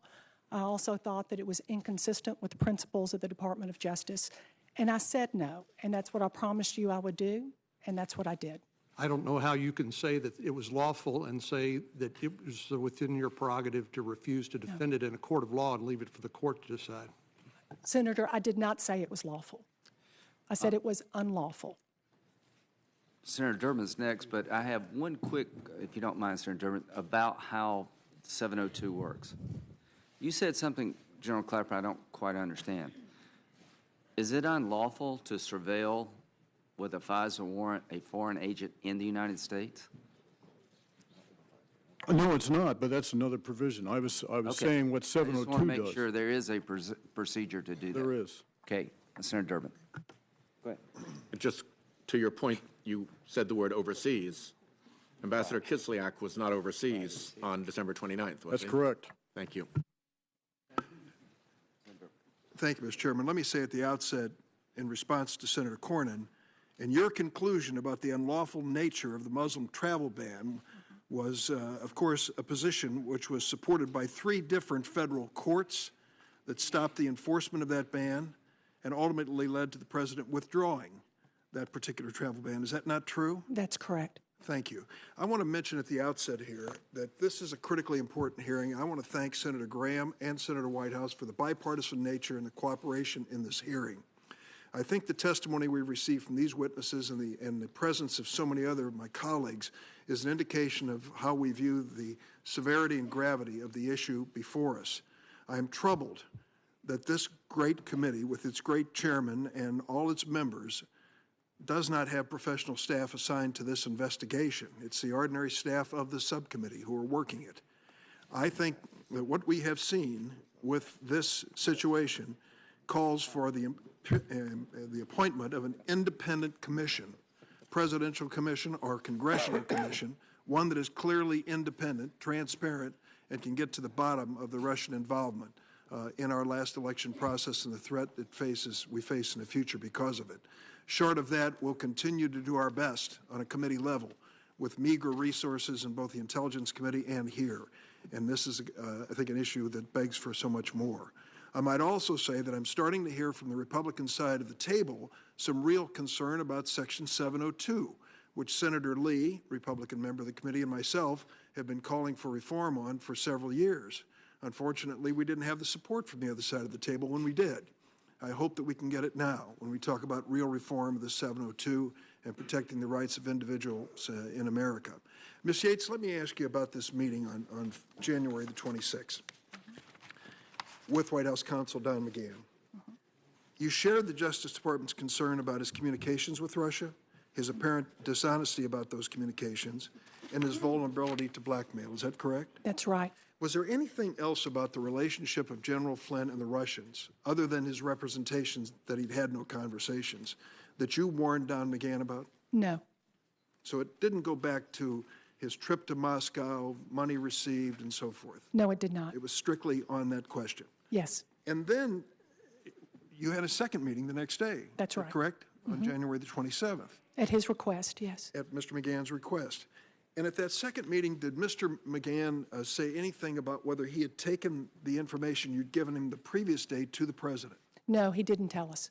Are you aware of the fact that Mr. Spicer, the White House press secretary, on February 14th said, and I quote, "Immediately after the Department of Justice notified the White House counsel of the situation, the White House counsel briefed the president and a small group of senior advisors." I've seen media reports to that effect, but that's all I know is from the media. So there was no statement by Mr. McGahn that he had either spoken to the president about your concerns with his national security advisor or with any other members of the White House? No, he didn't advise us in the second meeting, anyone he may have discussed this with at the prior evening.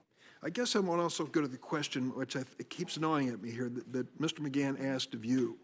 Is there anything wrong with one White House official lying to another White House official? Well, to be fair to Mr. McGahn here, I wouldn't say that he said, is there anything wrong? His question was more essentially, what's it to the Justice Department if one White House official is lying to another? In other words, why is this something that DOJ would be concerned about? And that's why we went back through the list of issues and reasons why this was troubling to us. Did you think there was a legal reason to be concerned if one White House official lied to another White House official? We didn't go into that, and to the extent that you may be talking about like a 1001 violation, that was not something that we were alluding to or discussing with Mr. McGahn. I think his point when he made that point to me was that he wasn't sure why the Department of Justice would care about one lying to another, not to be discussing whether that was in fact a crime. And the reason you told him was what? Was that, it was a whole lot more than one White House official lying to another. First of all, it was the Vice President of the United States, and the Vice President had then gone out and provided that information to the American people who had then been misled, and the Russians knew all of this, making Mike Flynn compromised now. You said earlier, I believe, that Mr. McGahn asked you if you thought they should fire General Flynn at that point. Right. And what was your response? Told him it was not our call as to whether General Flynn was fired, that we were giving them this information so that they could take action, the action that they believed was appropriate. On February 14th, after General Flynn resigned, Sean Spicer said, and I quote, "There was nothing in what General Flynn did in terms of conducting himself that was an issue." Do you have any idea what he meant by those words? No, I'm not. All I can say is he didn't reach that conclusion from his conversation with us. I can't speak to how he arrived at that. Let me ask you, there was a period of time, 18 days, that we've referred to during the course of this, and during that period of 18 days, a number of things occurred. General Flynn continued to serve as the National Security Advisor for 18 days after you had briefed the White House about the counterintelligence risk that he posed. And during those 18 days, General Flynn continued to hire key senior staff on the National Security Council, announced new sanctions on Iran's ballistic missile program, met with Japanese Prime Minister Shinzo Abe along with President Trump at Mar-a-Lago, and participated in discussions about responding to a North Korean missile launch, and spoke repeatedly to the press about his communications with Russian Ambassador Kislyak. Ms. Yates, in your view, were there national security concerns in these decisions being made after the information you shared with the White House? I was no longer with DOJ after January 30th, so I wasn't aware of any actions that General Flynn was taking, so I couldn't really opine on that. General Clapper, would you comment? If you had the warning from the White House, or pardon me, from the Department of Justice to the White House about General Flynn possibly being compromised here, and then these important national security decisions that followed, would you have concern about that? Well, I would. Hypothetically, yes. I mean, again, I was gone from the government as well when all this happened. You've had quite a career in intelligence and national security. And here you have a man that's been told, the White House has been told, he could be compromised and blackmailed by the Russians, continuing to make the highest level decisions of our government.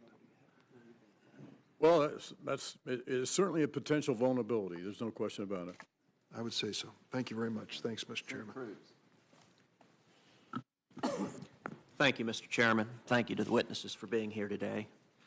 Mr. Clapper, you testified as to the harms that come from leaks, the harms that can come to our national security, and you also testified about the importance of protecting classified information and keeping it classified.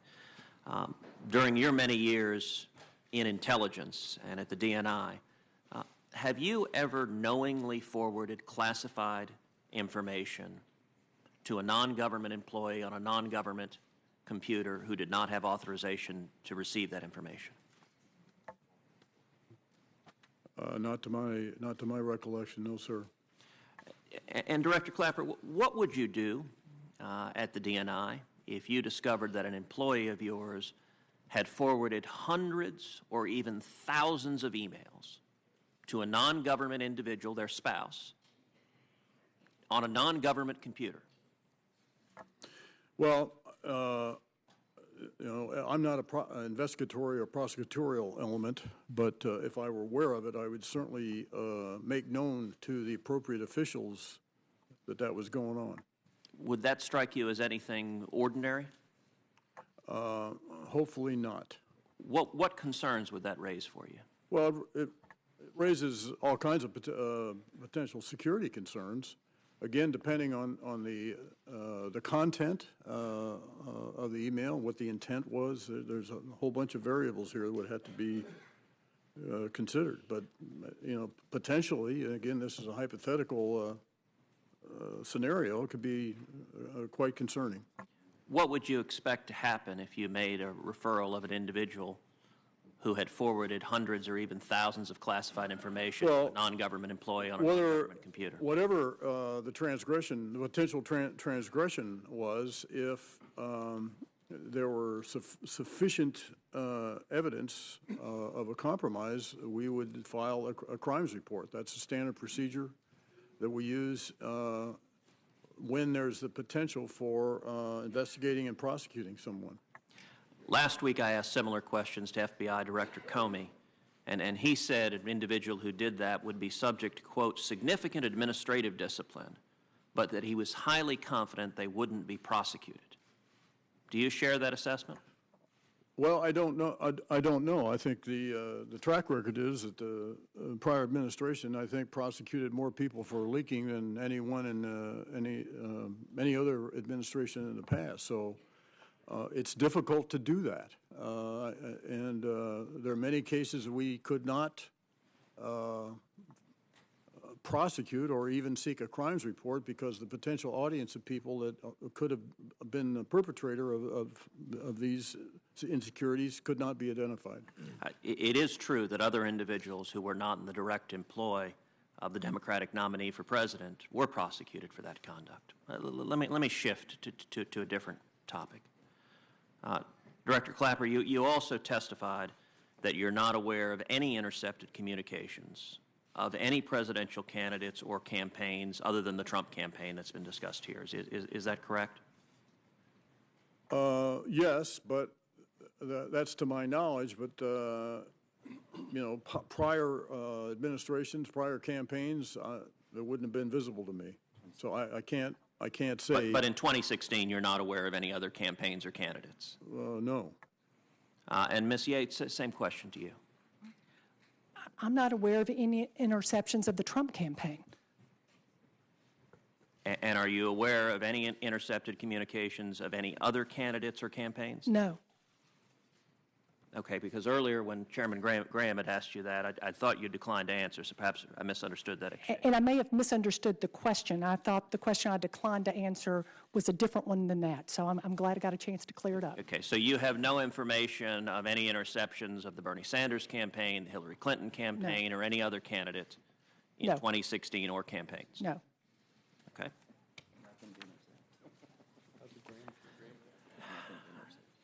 Let's revisit the topic, Ms. Yates, that you and Senator Cornyn were talking about.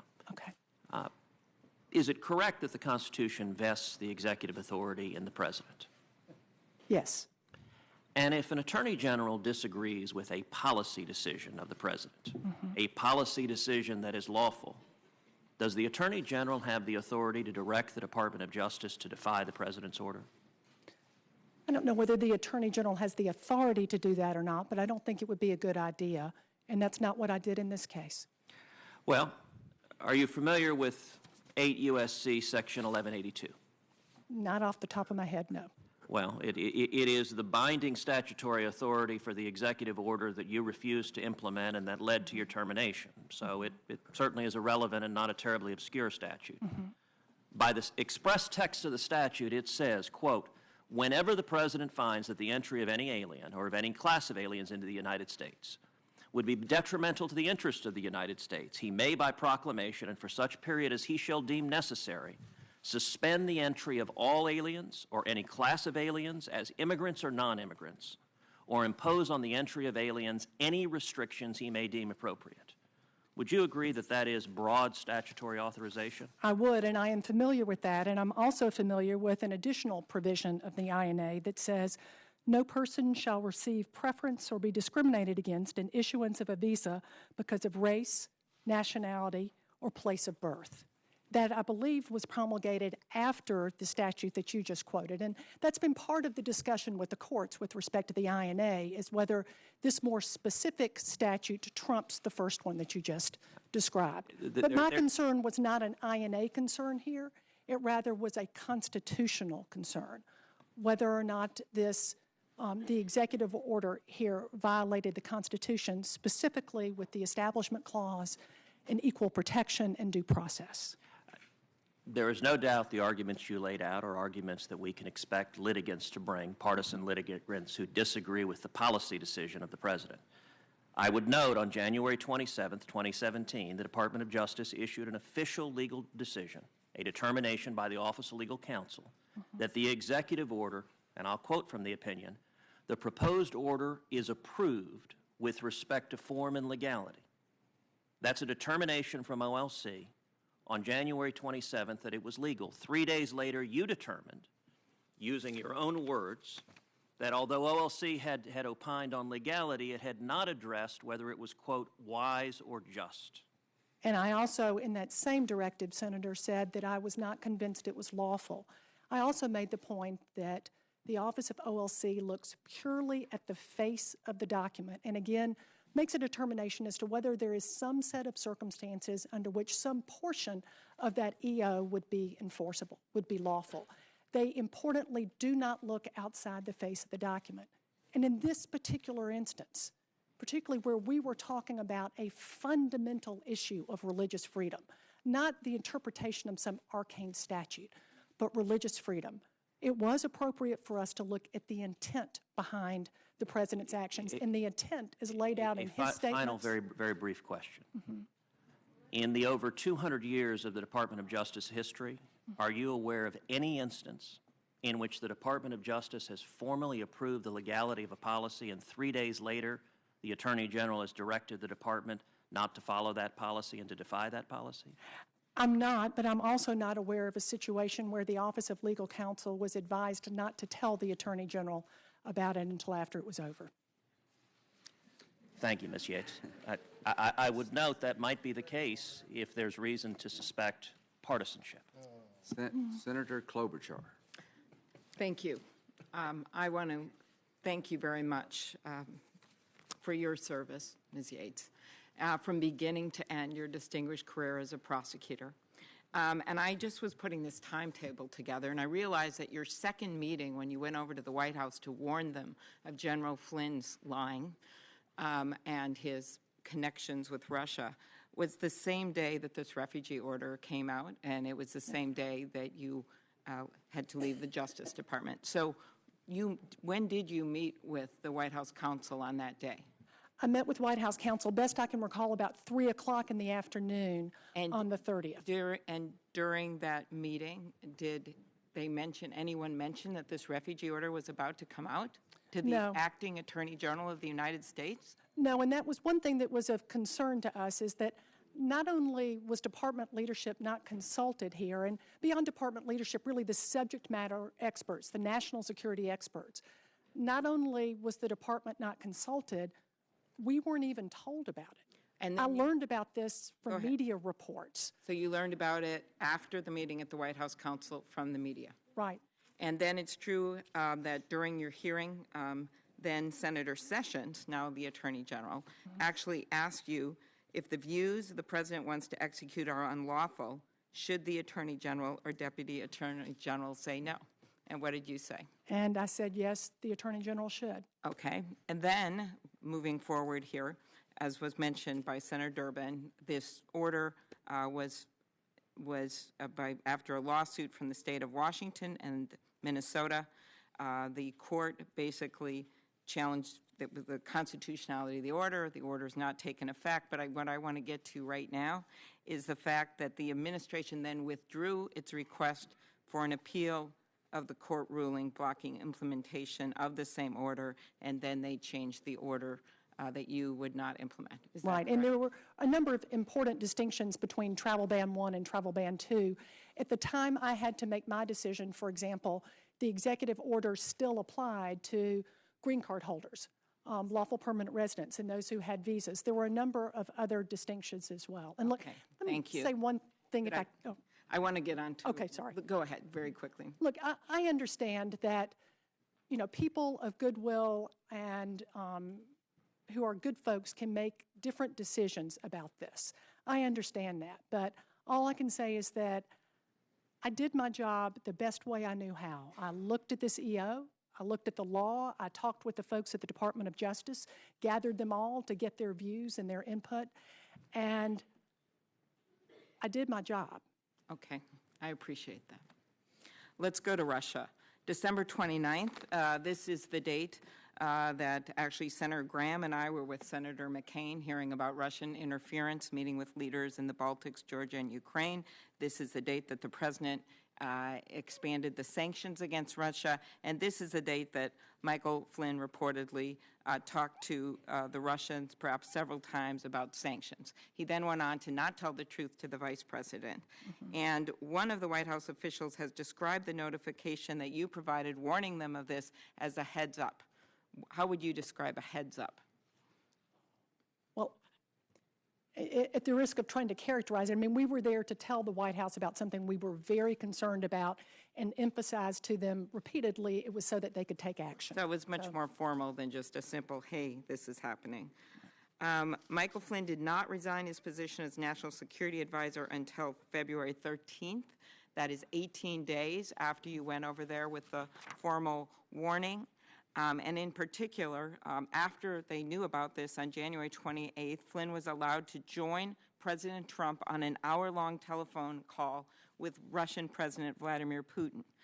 Do you have any doubt that the information that you conveyed to the White House on January 26th should have been made clear that Flynn had been potentially compromised by Russia, that this information was clear? Well, the purpose in our telling them, again, was so that they could act and so that they could convey that information. So I would hope that they did.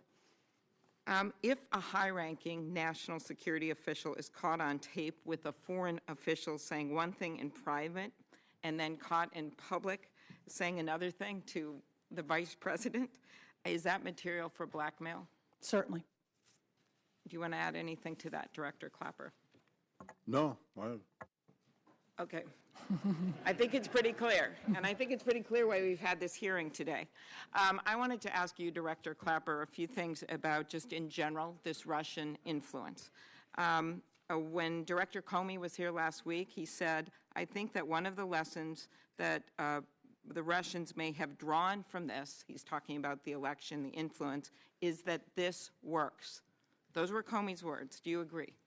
Absolutely, and as I said in my statement, the Russians have to be celebrating the success of what they set out to do with rather minimal resource expenditure. And the first objective was to sow discord and dissension, which they certainly did. And when you look at this, in addition to the hacking into the DNC and Podesta's emails, all those things, we also had the fake news propaganda, which is referenced in the report. I believe it's $200 million.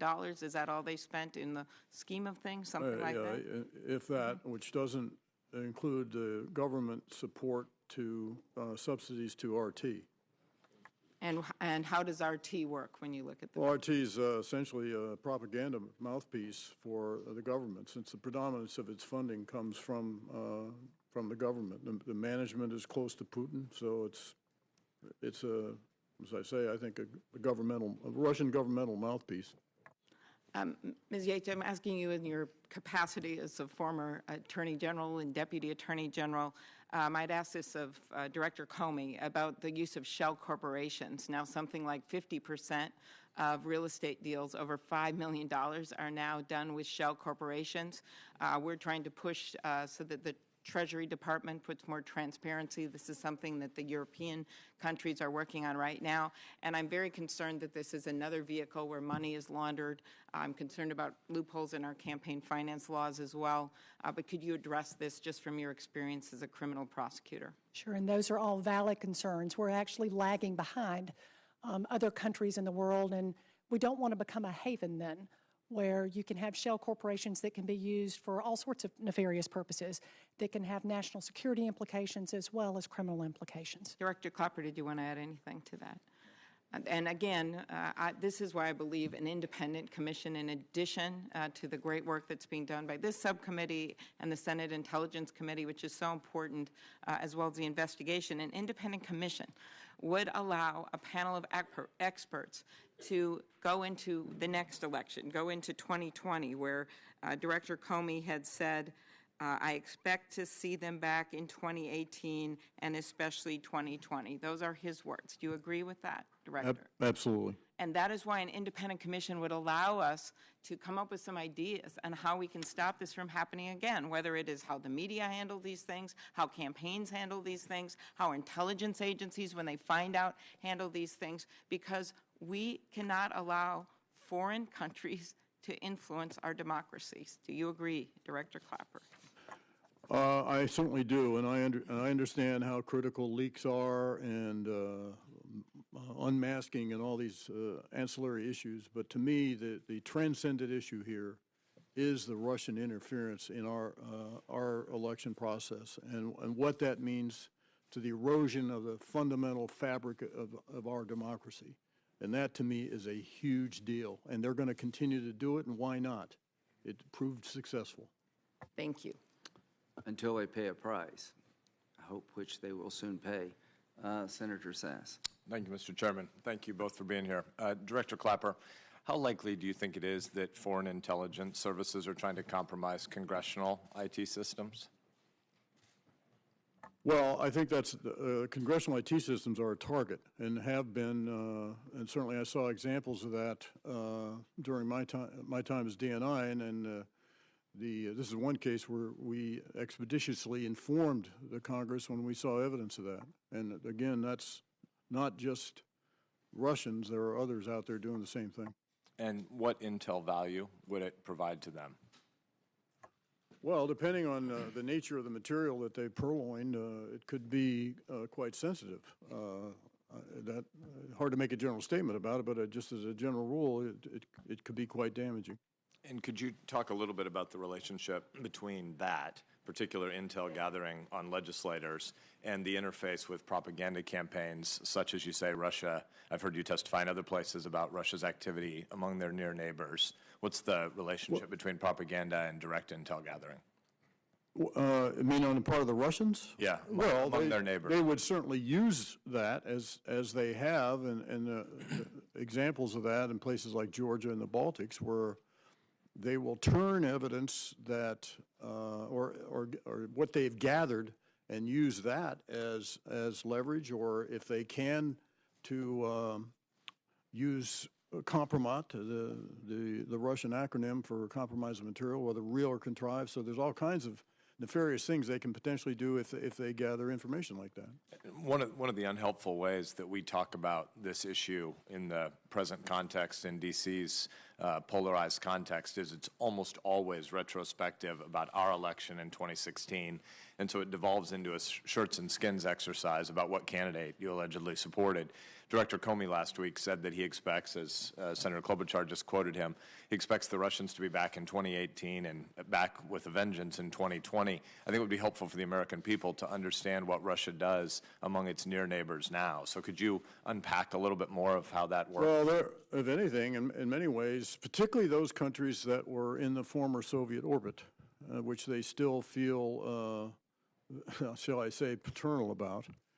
And so places like Moldova or the Baltics, Georgia, they are very aggressive in using all the multitude of tools that were on Senator Whitehouse's checklist, wherever they can, however they can, to influence the outcome of elections towards candidates for whatever office whom they think will be more pliant with them. And of course, what's new and different here is that aggressiveness is spreading into Western Europe, as we've seen, I believe, in France and will in Germany. And their relative, there's, in their mind, success at doing this is simply going to reinforce. So all the tools available to them, active propaganda, financing candidates sympathetic to their cause, trolls, hacking, revelations of confidential emails, whatever it is, they'll use that to a fare they will. And could you give us some sense of the, without revealing classified information, the order of magnitude of their financial investment in these kinds of efforts? If you're a near neighbor of Russia and you've got your Army, Navy, Air Force, Marines, and you might have a little bit of an intel community and a little bit of a sort of intel ops, info ops campaign going, what is the Russian investment? Well, I can't give you a figure. I will say, though, that in comparison to classical military expenditures, it's a bargain for them. And of course, what they're looking for, particularly in Europe, is sow dissension, split unity, and of course, end sanctions. And if they can drive wedges between and among the European nations, and particularly by their manipulating and influencing elections, they're going to do it. Director, do you stand by the IC's January assessment that WikiLeaks is a known propaganda platform for Russia? Absolutely, and I am in agreement with Director Pompeo's characterization of WikiLeaks as a non-nation state intelligence service. Unpack that a little bit more. If that's the case, then you're saying that Julian Assange is not a journalist.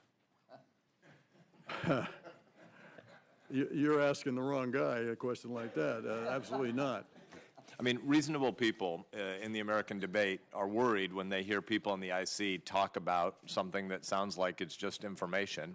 I'm obviously highly skeptical of Mr. Assange, and I've been pushing the Justice Department to ask why we have not been taking steps to prosecute him for particular crimes that have endangered American intelligence assets. But across the continuum of journalists who are legitimate journalists who are trying to get information to help the American people under our First Amendment be fully informed about the operations of their government.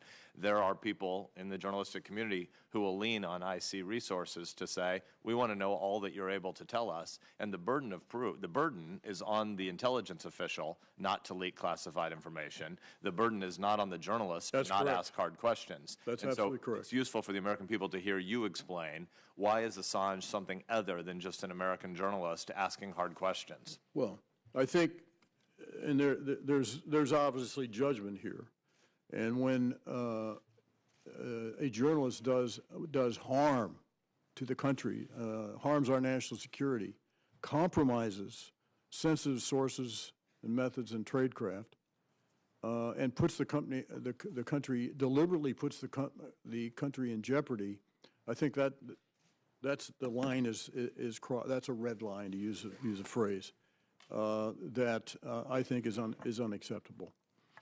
Have any unauthorized disclosures from Assange and WikiLeaks directly endangered Americans and American interests?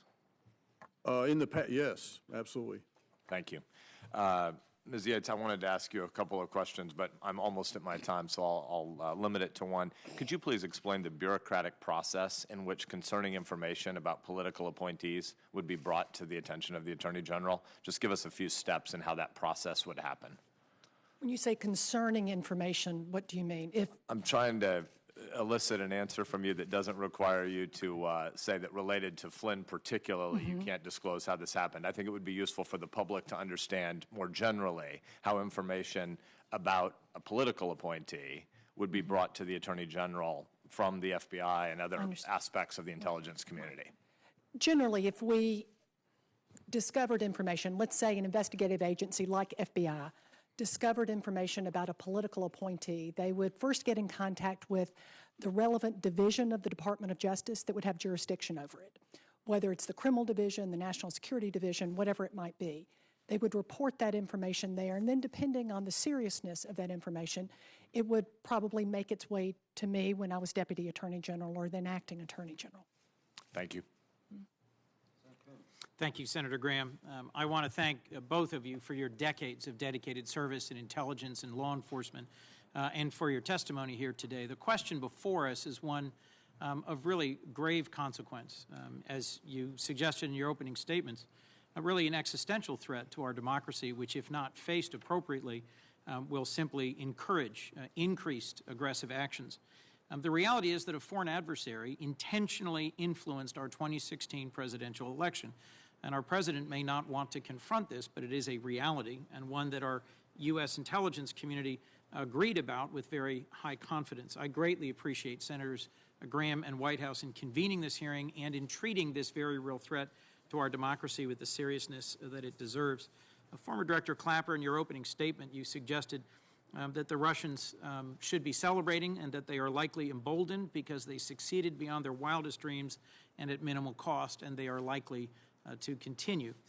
In the French national elections, which just concluded yesterday, there was a stunning dump of hacked emails at the last moment in an attempt, I at least believe, to influence the outcome of that election in a way designed to help advance a candidate favored by the Kremlin. And in that instance, there was a significant amount of fake news, of manufactured articles mixed in with seemingly actual emails that had been hacked. And there are allegations that there was coordination between alt-right news sites trying to forward this information and to get it out around France and around the world. Is that your understanding of what's just happened in France? And more importantly, was there any evidence that you saw of comparable coordination between alt-right news sites and released information in the attempts to influence the 2016 American presidential election?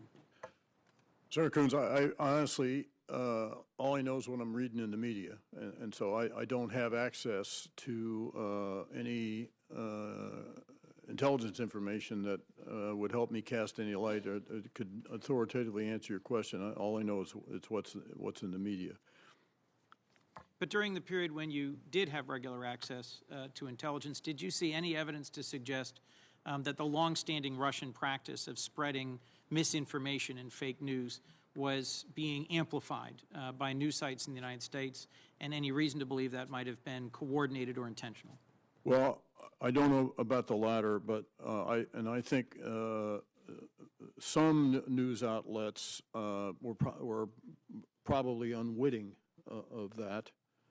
It certainly went on, but I can't say to what extent that was coordinated intentionally with certain news outlets. And again, that's kind of in the domestic realm. You said that the Russians will continue this behavior until we impose some significant costs. Could you speak briefly to what sort of actions you think we might take that would deter them from continuing this action? That's a little over my labor grade as an intelligence guy.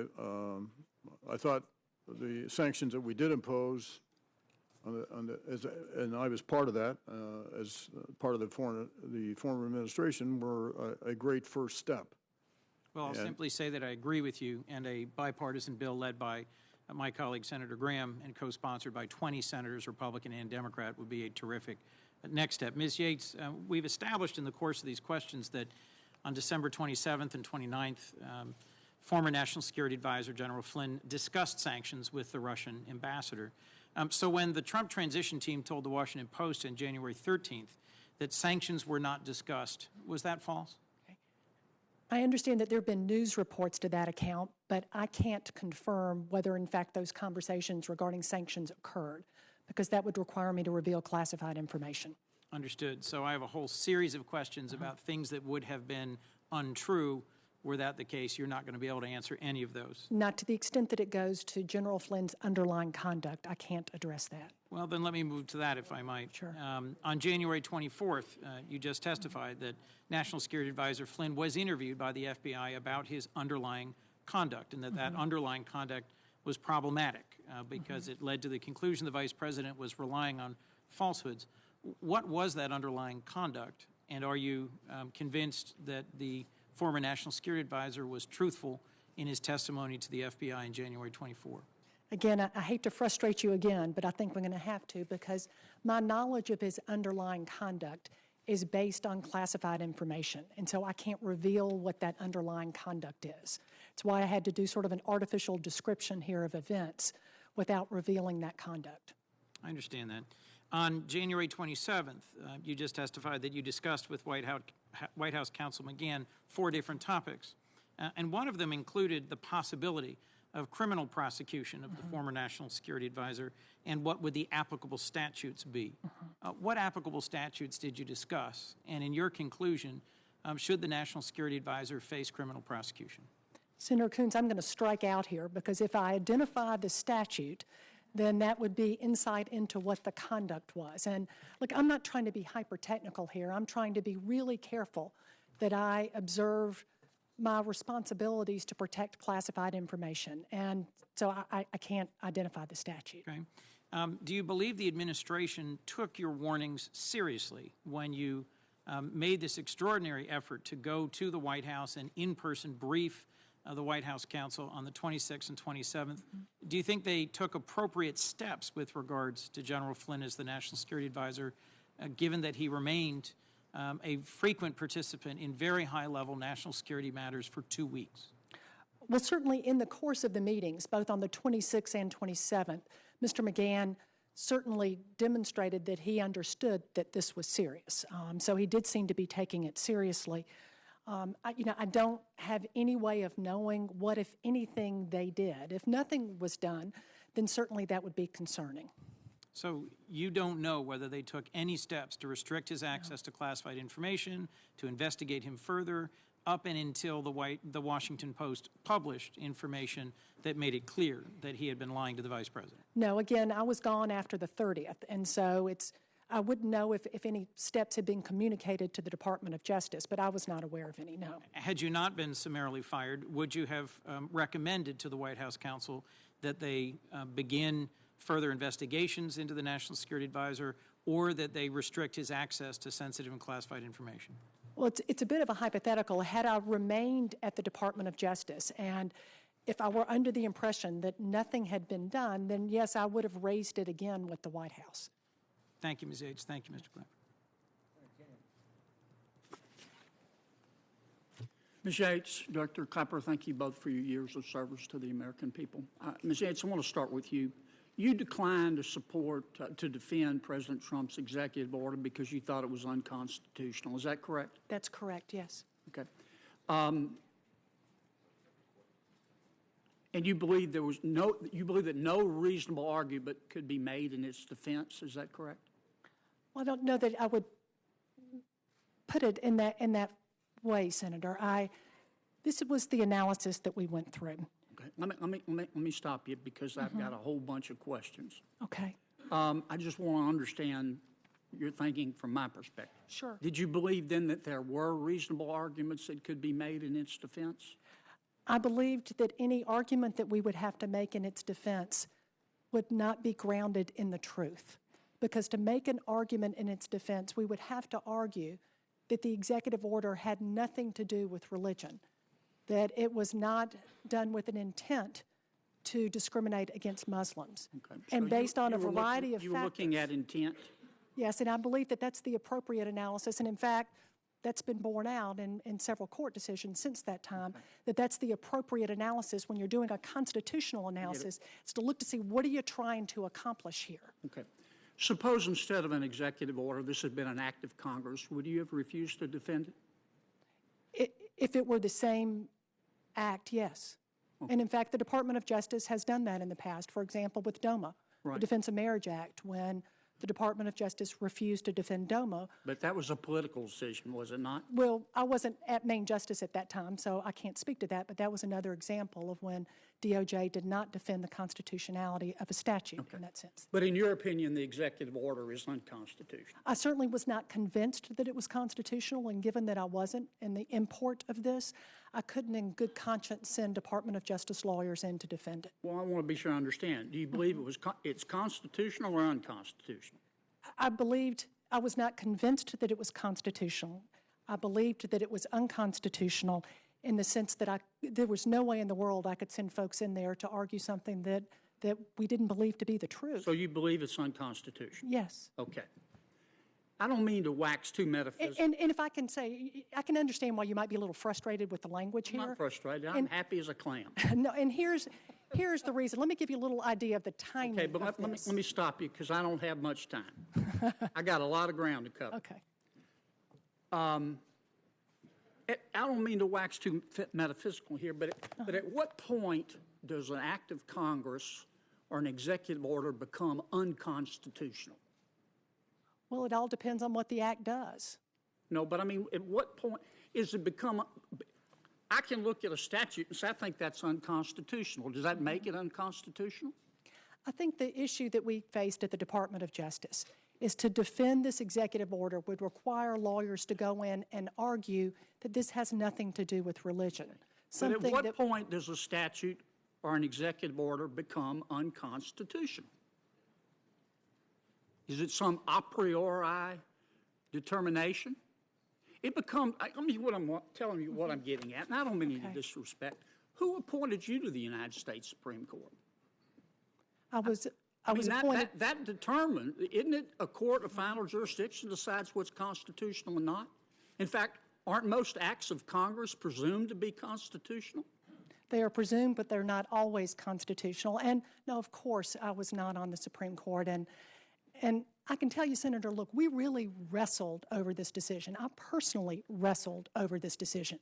And it was not one that I took lightly at all. But it was because I took my responsibility seriously as acting Attorney General. I believe you believe what you're saying. Yes, I do. I'm just trying to understand this is likely to come up in the future. Well, at what point does an executive order or statute become unconstitutional? When I think it's unconstitutional, or you think it's unconstitutional, or a court of final jurisdiction says it's unconstitutional? I believe that it is the responsibility of the Attorney General. If the President asks him or her to do something that he or she believes is unlawful or unconstitutional, to say no. And that's what I did. Okay, I get it. All right, let me ask you both a couple of questions. Can we agree, Director and Counselor, that the Russians attempted to influence the outcome of the election? Yes, sir, absolutely. Yes. Do you believe that the Russians did, in fact, influence the outcome of the election, Director? In our intelligence community assessment, we made the point that we could not make that call. The intelligence community has neither the authority, the expertise, or the resources to make that judgment. The only thing we said was we saw no evidence of influencing voter tallies in any of the 50 states. But we were not in a position to judge what actual outcome on the election. How about you, Ms. Yates? I don't know the answer to that. I think that's part of the problem is we'll never know. Okay. Have you ever heard, the Russians have been doing this for years, have they not? I'm not minimizing what they did. I think they did try to influence the election. It's absolutely true. As I mentioned in my opening statement, sir, they've been doing this since at least the 60s. Okay. The difference, however, was this is unprecedented in terms of its aggressiveness and the multifaceted campaign that they mounted. That's new. Isn't it a fact that in 1968, the Kremlin, actually Service A, which was part of the AGB, attempted to subsidize the campaign of Hubert Humphrey? I don't know the specifics of that. I didn't want to research that, but again, that certainly comports with what the Russian tactics would be. Okay. Isn't it a fact that in 1984, the Kremlin tried to stop Ronald Reagan from being reelected? Again, I'd have to do some research to verify that, but again, it certainly comports with what, if they chose a candidate they for whatever reason they had an aversion to, they would do that. Okay. General Clapper, have you ever leaked information, classified or unclassified, to a member of the press? Not wittingly or knowingly, as I said in my statement. Classified or unclassified? Well, unclassified is not leaking. Unclassified, that's somewhat of a non sequitur. Have you ever given information to a reporter that you didn't want to have your name connected with, but you wanted to see it in the paper? I have not. I've had many encounters with media over my career. I'm sorry about that. How about you, Ms. Yates? Now, other than situations where the Department of Justice would arrange, for example, for me to talk on background with reporters about a particular issue, to educate them about that, no, I've certainly never provided classified information, and that would be the only kind of background information. Do you know? I've done the same thing, but certainly not. That doesn't include sharing classified information. Do you know anybody else at Justice who has ever leaked classified or unclassified information to the press? No. Ms. Yates? No. Okay. Thank you, Mr. Chairman. I went over. I apologize. That's okay. Senator Lee. Thank you, Mr. Chairman. General Clapper, Ms. Yates, good to see you again. Good to have you back here. Ms. Yates, I remember so well your confirmation Sounds here. like it's one. And I remember one senator just bearing in on you, tensely bearing in on you, saying, would you stand up to the President of the United States if you thought he was asking you to do something unlawful? He's demanding under oath for you to say, yes, you would stand up. And you told then Senator Jeff Sessions of Alabama that's what you would do. And it appears to me that you've kept your word. Apparently it's okay to keep your word if, depending upon who the administration is. But I'm proud of you for keeping your word. When the president tried to set a religious test for entrance into this country, something most first-year law students would say was unconstitutional, you said you weren't going to uphold it. I wish that Mr. Sessions and others had kept as consistent in this administration as they did in the last. That's my editorial judgment. Now, you wrote to the Justice Department, I am responsible for ensuring that the positions we take in court remain consistent with this institution's solemn obligation to always seek justice and stand for what is right. At present, I'm not convinced that the defense of the executive order is consistent with these responsibilities, nor am I convinced that the executive order is lawful. Is that an accurate statement of what you said? Yes, it is, Senator. And you still feel that way today? Yes, I do. The White House claimed that you betrayed the Department of Justice. Do you feel you betrayed the Department of Justice?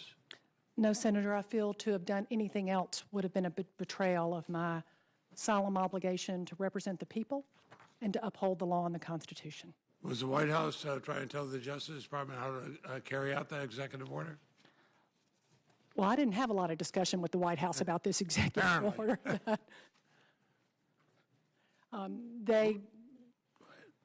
I'm sorry, sir, I don't entirely understand the question. No, but I mean, did anybody from the White House try to direct the Justice Department how they should respond on that executive order? Well, certainly there was discussion with the White House about litigation strategy, but that occurred, to my knowledge, over the weekend. But after the 30th, when I issued my directive, I was gone then that evening around 9 o'clock. So I don't know what other discussions occurred after that. Well, one, I applaud you for keeping your word to then Senator Sessions, who apparently has a different standard as Attorney General. FBI Director Comey testified before this committee. He was told why he appointed a special counsel to investigate the Valley plane leak back in 2003. He was Deputy Attorney General. Attorney General Ashcroft has recused himself. The several senior officials in the Trump campaign administration are connected to this Russia investigation. The Attorney General was forced to recuse himself. Do you think this is the kind of situation where we should do what then Deputy Attorney General Comey, as acting Attorney General, did in the plane investigation and appoint a special counsel? Well, Senator, I think that my successor, Rod Rosenstein, has a big job ahead of him, and I don't think I'm going to be giving him any advice from the cheap seats about how he needs to do it. Okay, well, let me ask you this. We know that about General Flynn's vulnerability to Russian blackmail. Attorney General Sessions misled this committee about his contacts and had to change his testimony.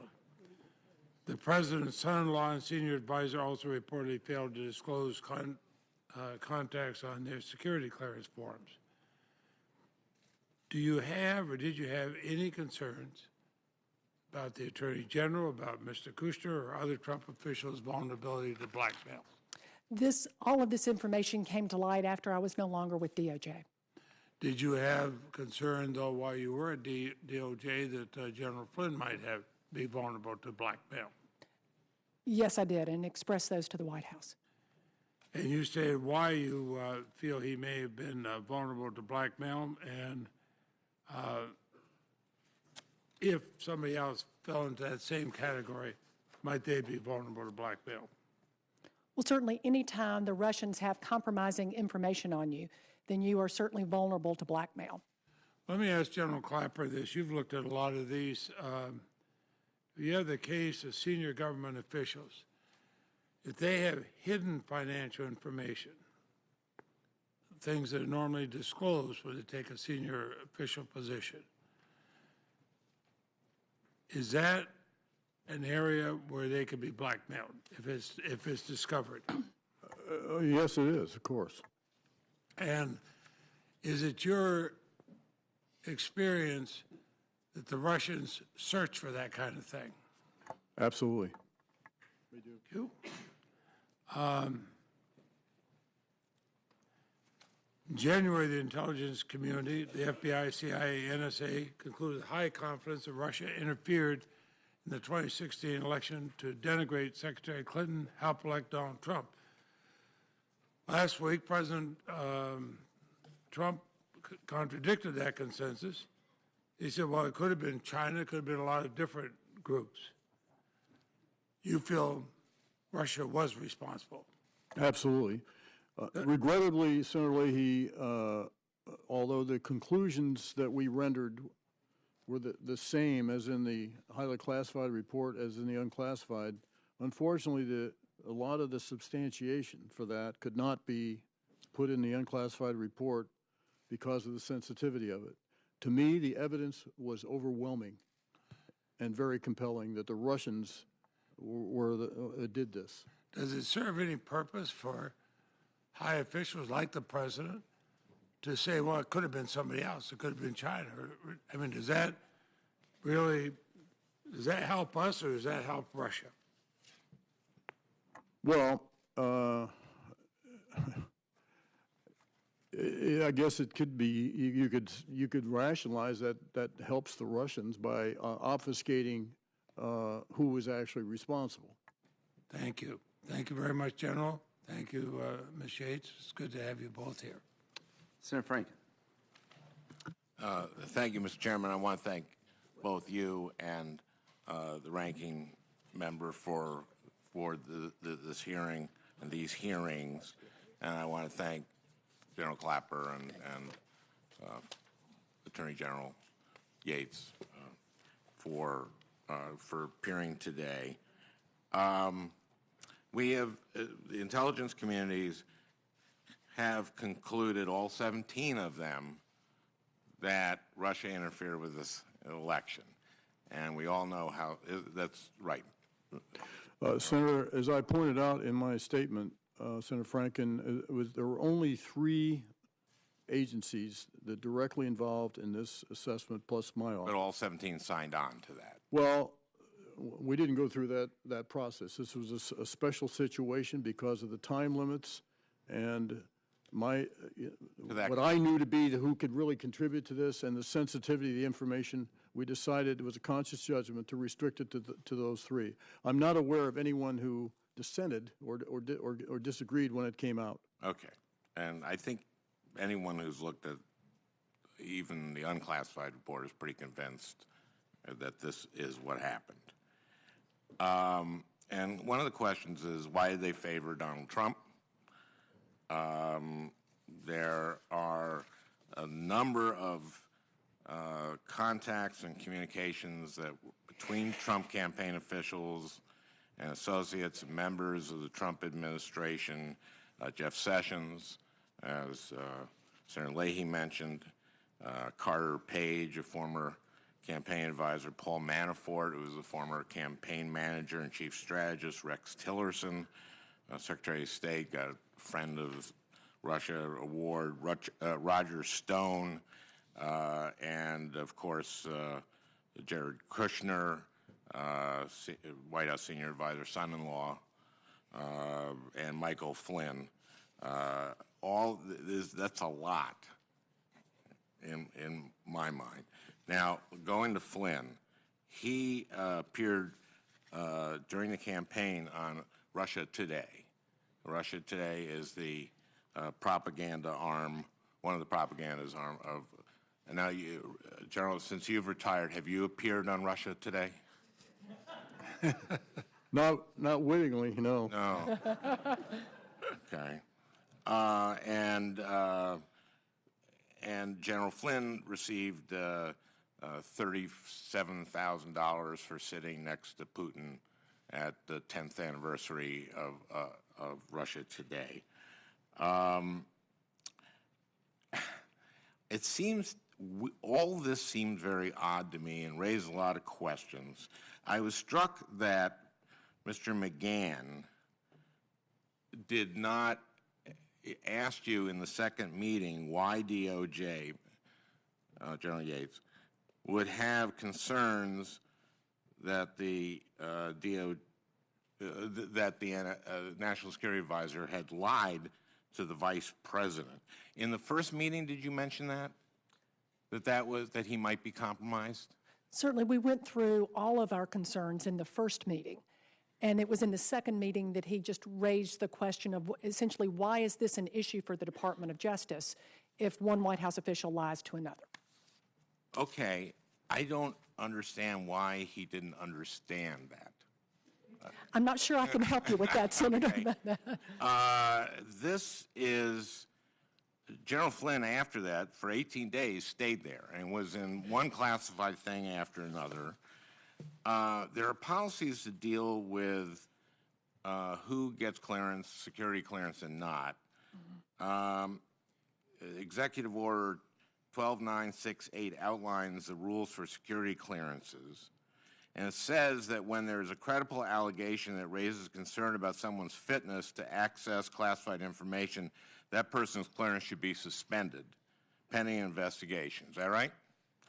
The executive order also states that clearance holders must always demonstrate, quote, trustworthiness, honesty, reliability, discretion, and sound judgment, as well as freedom from allegiances and potential for coercion. Is that right? And yet, the White House counsel did not understand why the Department of Justice was concerned? Well, to be fair to Mr. McGahn, I think the issue that he raised, he wasn't clear on, was why we cared that Michael Flynn had lied to the Vice President and others. Why that was a matter essentially. I think that's clear. Within DOJ jurisdiction. I think it's so clear. Yeah. I can't, and the President had told, President Obama had told the incoming President-elect that 2 days after the election, don't hire this guy. I don't know anything about that. Well, that's what we've heard. And we have McGahn doesn't understand what's wrong with this. And then we have Spicer, the press secretary, saying the president was told about this. The president was told about this in late January, according to the press secretary. So now he's got a guy who has been, the former president said, don't hire this guy. He's clearly compromised. He's lied to the vice president, and he keeps him on. And he lets him be in all these classified phone calls.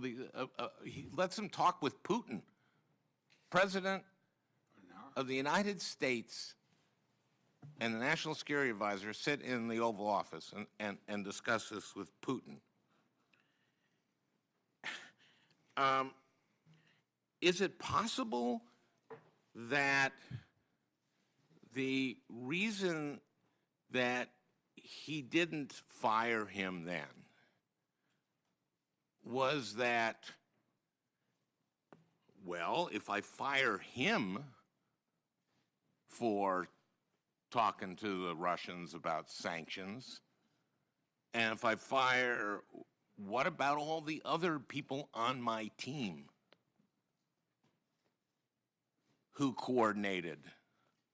I mean, isn't it possible that the reason, because you ask yourself, why wouldn't you fire a guy who did this? And all I can think of is that he would say, well, we've got all these other people in the administration who have had contacts.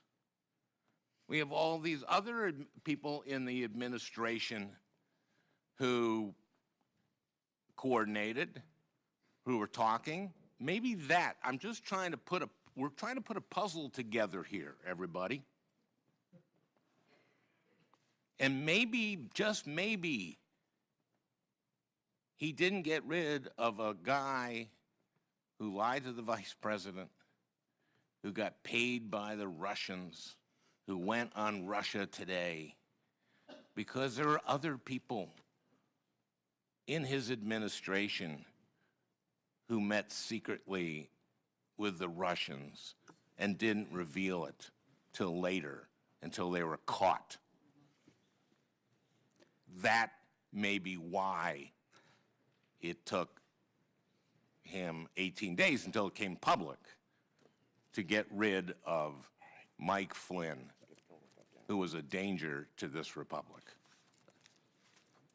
Care to comment?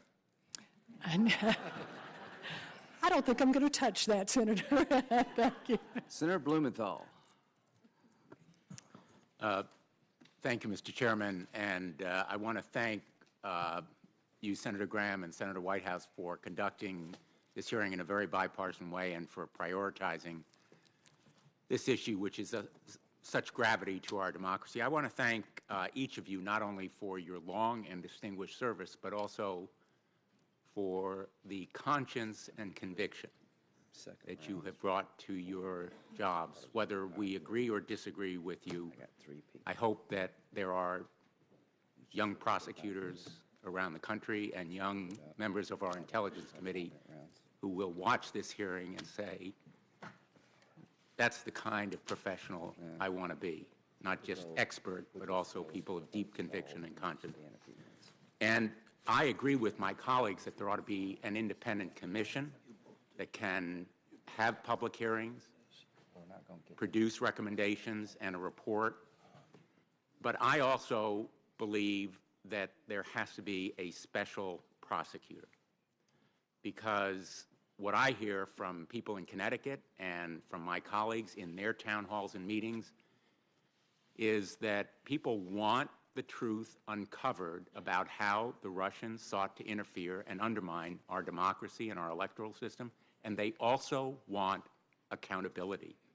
They want not only the Russians to pay a price, they want anybody who colluded with the Russians or aided and abetted them to pay a price as well. And there are criminal statutes that prohibit that kind of collusion and impose serious criminal fines and imprisonment for people who might have done that. And we know that the FBI is now investigating the potential collusion of Trump associates and Trump campaign and administration officials with the Russians, as Director Comey has told us and made public. So there's no classified information there. The meeting that the FBI conducted on January 24th, preceded by 1 day, approximately, your first meeting with Donald McGahn. Isn't it a fact that Michael Flynn lied to the FBI? And I can't reveal the internal FBI investigation, Senator, even though that part would not technically be classified. It's an ongoing investigation, and I can't reveal that. Did you tell Donald McGahn that then National Security Advisor Flynn told the truth to the FBI? No, he asked me how he had done in the interview, and I specifically declined to answer that. Because it was part of an investigation? That's right. Was that intended to indicate to him that Michael Flynn had a problem in that interview? No, I was intending to let him know that Michael Flynn had a problem on a lot of levels, but it wasn't necessarily with respect to how he performed in the interview. I was intentionally not letting him know how the interview had gone. And lying to the FBI is a crime, correct? It is, yes. Violation of 18 United States Code 1001. That's right. And it's punishable by 5 years in prison. Yes, it is. So if Michael Flynn lied to the FBI, he had a ton of legal trouble facing him. He could face criminal prosecution if he lied to the FBI, yes. And if he became a foreign agent for another country, for Turkey, which he was a foreign agent for, without getting permission from the Department of Defense, he faced criminal penalties for that and still faces them, correct? Yes, it's certainly FARA violations can be criminally prosecuted, yes. In fact, it's a violation of 18 United States Code 219, and that's punishable by 2 years in prison, correct? Mm-hmm. And his failure to disclose payments from foreign sources, which also he had done before you went to Donald McGahn, is also criminally punishable, is it not? That was not a topic I discussed with Mr. McGahn, and so not something I can discuss here today. But it is, in fact, from your knowledge, a violation of criminal law, is it not? To not disclose payments from foreign, yes, but I'm not speaking to his specific conduct, just generally that it is, yes. If Michael Flynn is prosecuted for any of these crimes, isn't it possible that the Vice President of the United States might be a witness? I guess it would depend on the crime. If it were a false statement to the FBI about his conversations with the Russians, wouldn't the Vice President potentially be called as a witness to corroborate that false statement? You know, I would be, certainly that's possible, but I'd be speculating how such a criminal prosecution would come together. So where I'm going is the need for a special prosecutor is because officials at the highest level who are responsible for appointing the Deputy Attorney General, the United States Attorney General, are all potentially witnesses, and they are even targets, correct? Potentially. And so a special counsel, in order to hold those government officials or others responsible, really has to be independent, correct? Well, Department of Justice lawyers pride themselves in being able to be independent regardless of whether they're appointed as a special counsel.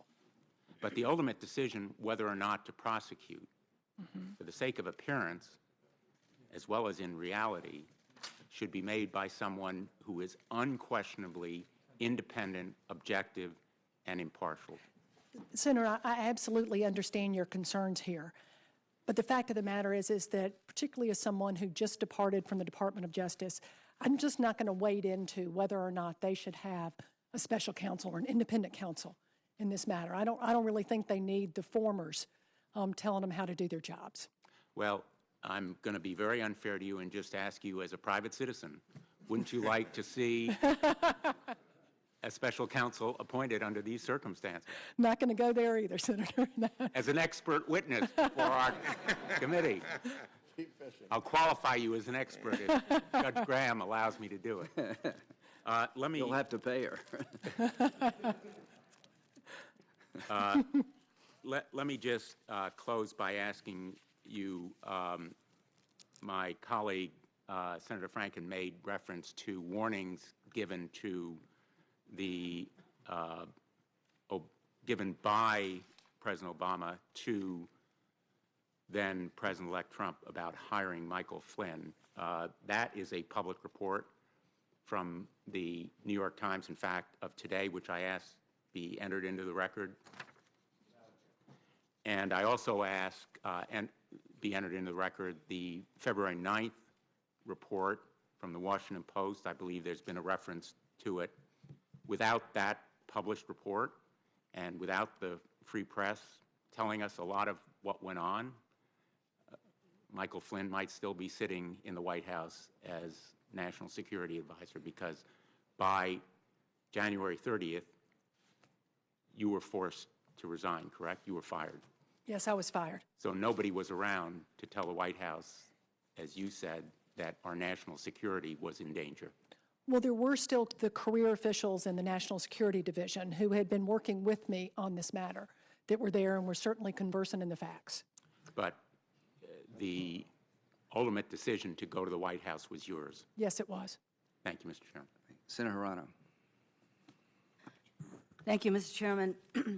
In spite of the Trump administration's ongoing efforts to convince all of us that there's nothing to see here with regard to Russian interference with our 2016 election and Trump team's connections to these efforts, we need to get to the bottom of this. And so I thank Chair Graham and our ranking member Whitehouse for these hearings. And in fact, I just had a number of town hall meetings in Hawaii this past weekend, and hundreds of people came, and believe me, they care that we get to the bottom of this. The Trump administration blames President Obama for failing to suspend General Flynn's clearance. And in fact, in a press conference today, Sean Spicer said, quote, "Everyone in the government goes through the same process."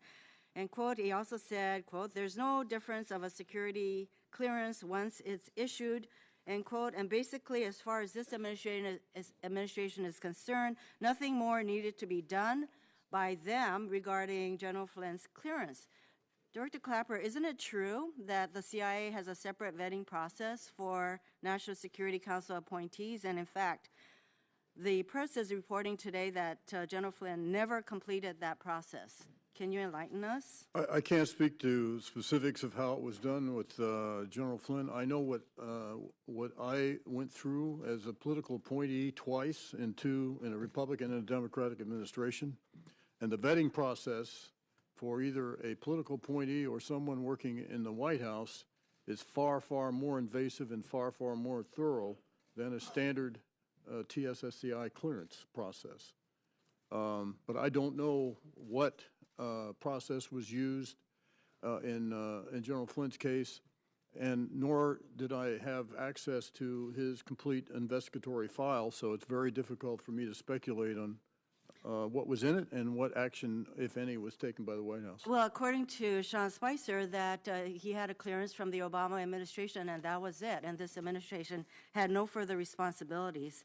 So let me go on.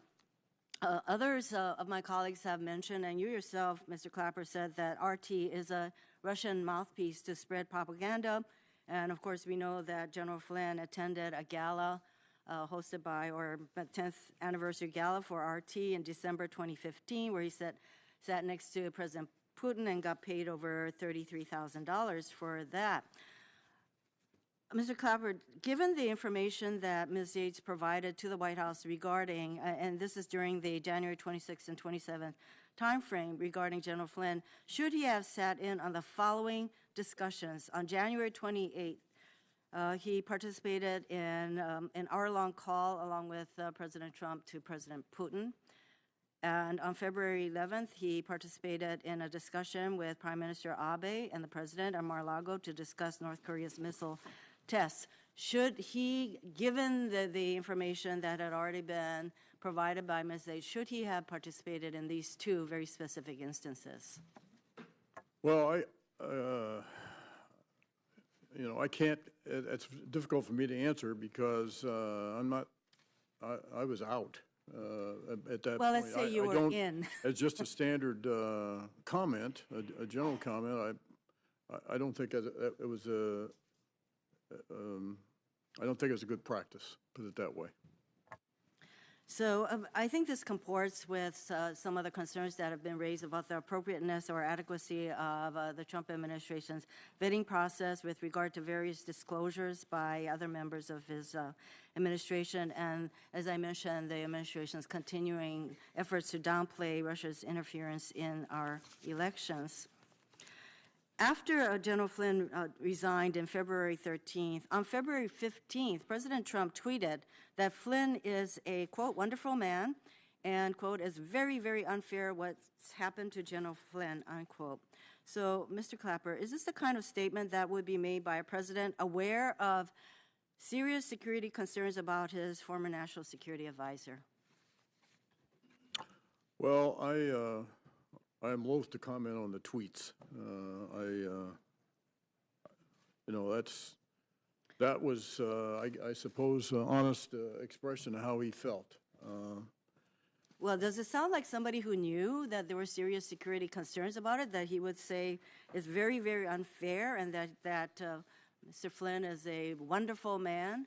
Maybe I should just let people can draw their own conclusions. I don't know what information was conveyed to the president. I have no insight there. So I don't know to the extent to which he had an understanding of what the former acting Attorney General conveyed. I don't know how much of that made its way to the president. Yes, precisely. That is a concern that I would have, that it sounds like perhaps the president was not aware. And in fact, going on in March, the president tweeted that Flynn should be given immunity. Flynn resigned on February 13, and that the FBI's investigation is, quote, a witch hunt. So I'd like to ask both of you, should these tweets, these kinds of tweets and other similar assertions by the president have any influence at all on the FBI's ongoing investigation into Russian interference in our elections and Team Trump's connections to these efforts? Well, it shouldn't, and I'm confident it won't. I hope so. I have a question about the Foreign Agents Registration Act violations, FARA. A number of Trump administration officials are belatedly disclosing and registering their work on behalf of foreign governments under the Foreign Agents Registration Act, some of which raise serious counterintelligence concerns. I asked Director Comey about these concerns last week. Ms. Yates, what are the consequences for White House staffers who failed to disclose their foreign contacts on their security clearance forms? Well, there can be a variety of ramifications. You can lose your security clearance, you can lose your job, or in certain circumstances, you can be criminally prosecuted. Is it up to the Department of Justice or the FBI to pursue these kinds of allegations against staffers who do not disclose appropriately? Again, it would all depend on the circumstances of the nondisclosure, whether it was willful, and what the circumstances were of the conduct underlying that. So it would really, it's going to be very fact-specific. I agree that it should be fact-specific, but considering the allegations, I hope that either the FBI or the Department of Justice is pursuing an investigation into these matters. Again, under what circumstances would the Department of Justice decide to bring charges against someone for violating FARA? So you said, Ms. Yates, it would depend on the facts of the situation. If the president or someone close to him knew that a White House official failed to disclose work on behalf of a foreign government and chose to cover that up, again, can you reiterate again the possible repercussions to this person? To the individual? To the individual. Again, let's say that the allegations are proven true. That they failed to disclose their activity and that the president covered it up or the individual did? Let's say the president knew or the administration knew and then the individual also covered it up. Oh. Well, cover-ups are bad. That usually is evidence of intent, and so that's something that we look at in making determinations about whether it's something that should be criminally prosecuted. But again, it's going to be very fact-specific. It's hard to give you a hard, fast answer there. And if the administration either knew or should have known, I'm sorry. Okay. Thank you very much. You've been very... We're going to do a second round, but we're going to do it quickly, and we're going to do 4-minute rounds, and there's light at the end of the tunnel. We got to vote at 5:30, so I promise you're going to get out of here pretty quick, but I know senators have questions, starting with me, and I'm going to enforce the four minutes to myself. General Clapper, During your investigation of all things Russia, did you ever find a situation where a Trump business interest in Russia gave you concern?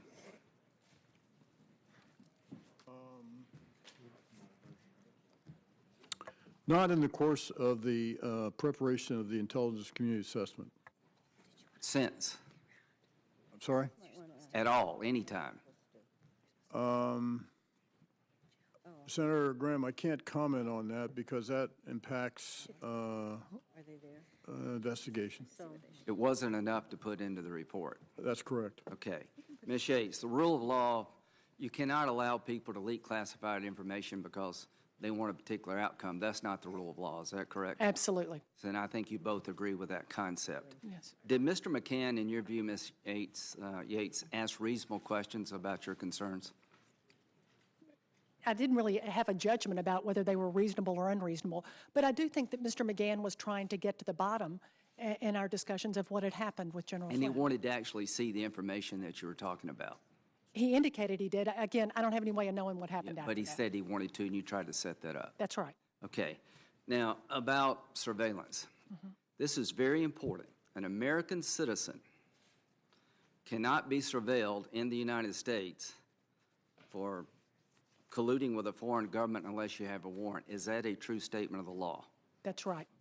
Is it fair to say that incidental collection occurs even in the United States? That's correct as well, yes. Okay, so there's two situations that we would have found out what General Flynn said to the Russian ambassador. If there was a FISA warrant focused on him, was there? Was You there? asking- Yes, either one of you. Again, I think you know I'm not going to answer whether there was a FISA warrant, nor am I even going to talk about whether General Flynn was talking to the Russians. Okay. Well, I have to, obviously, I'm going to go along with... Okay. Well, if he wasn't talking to the Russians, we've had a hearing for no good reason. So clearly he's talking to the Russians, and we know about it. So if there is no FISA warrant, I'm going to find out about this, by the way. The other way that we know what he was talking about the Russian, if he was incidentally surveilled. So those are the two options. Do we know who unmasked the conversation between the Russian ambassador and General Flynn? Was there unmasking in this situation? Are you looking at me? Yes, sir. I don't know. Do you, Ms. Yates? I can't speak to this specific situation, but can I try to clarify one point on this unmasking thing? Very quickly. Okay, I'll try to do it quickly. As a consumer of intelligence, I would, for example, I would receive intelligence reports from various agencies. I get that, no. Now, oftentimes the names are already unmasked by the intelligence agency itself. The bottom line here is I want to know how it got to the Washington Post. Somebody had to have access to the information, and they gave it to the Washington Post. Is that a fair statement? That's right. That's what it looks like to me. Is that right, General Clapper? Yes. And it was, neither one of you did it. That's right. That's right. How many people can request unmasking of an American citizen in our government, General Clapper? How many? I don't have an exact number. It's, I think, fairly limited because it's normally fairly high-level officials. How did you know that General Flynn was talking to the Russians? Who told you? And I can't reveal that in an open setting. But what I was trying to say is that oftentimes we receive intelligence reports where the name of the American citizen is already unmasked, and it's unmasked by the intel agency because not based on anybody's request, but because the name of that citizen is essential. Is that the situation here? I can't, okay. Senator, I cannot. Thank you. My go to the 4 minutes specifics. is up. Thank you both, but I want to know the answer to these questions. Senator Whitehouse. Thanks again, Chairman. Two things. One, there are multiple levels of security clearances, and they're issued by different agencies, correct? So having one from DOD doesn't necessarily make you good for all positions in all places. It does not.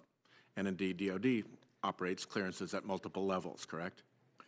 Right, but I think the key point here is that, as I indicated earlier, the requirements for a TSSCI versus the requirements for occupying a sensitive position in the White House as a part of the National Security Council or as way higher than for a retired exactly, and general. and as I can attest, much more invasive. Yep.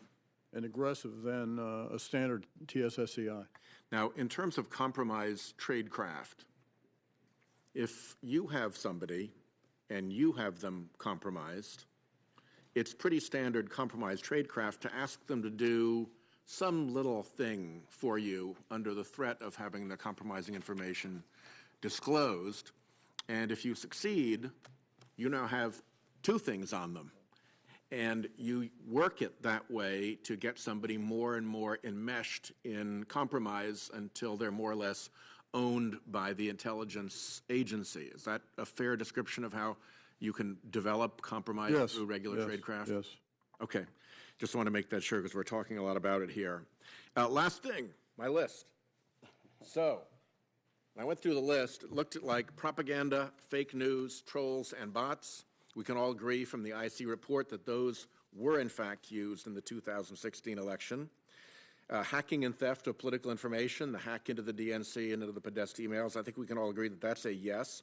Timed leaks of damaging material, that appears very strongly to be a yes because of the timing of the release smack after the Access Hollywood release. I believe that the answers were correct no as to in-country assassination and political violence by the Russians here in the United States. Would you both agree with that? I don't think we turned up any evidence of that. Okay. And controlling investment in key economic sectors for leverage. It seems that our economy is probably a little too big for that, and there was no evidence of that in the IC report either, correct? That's correct. So the question of shady business and financial ties that not only start out as bribery, perhaps, or as highly favorable deals, secret deals with Russians, but that in turn can then turn into compromise. It could. It's not just the carrot of I'm continuing to bribe you. At some point, you have a stick over the individual of I'm going to out the deal that we have unless you do this, correct? That's classic compromise.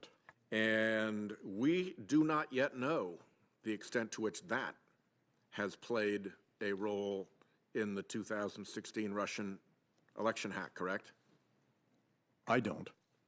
And in terms of corrupting and compromising politicians, same. We don't know the full extent of whether or not politicians have been corrupted or I certainly don't. I did not and don't.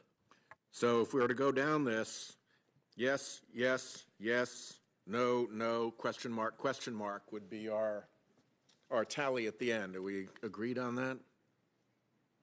Yes. Okay. Anything else, Ms. Yates? Not for me, sir. Terrific. Thank you. Yield back my 9 seconds. You're a trendsetter. Senator Grassley. Mr. Clapper, you said yes when I asked you if you ever unmask a Trump associate or a member of Congress, but I forgot to ask which was it. Was it a Trump associate, a member of Congress, or both? Over my time as DNI, I think the answer was on rare occasion both.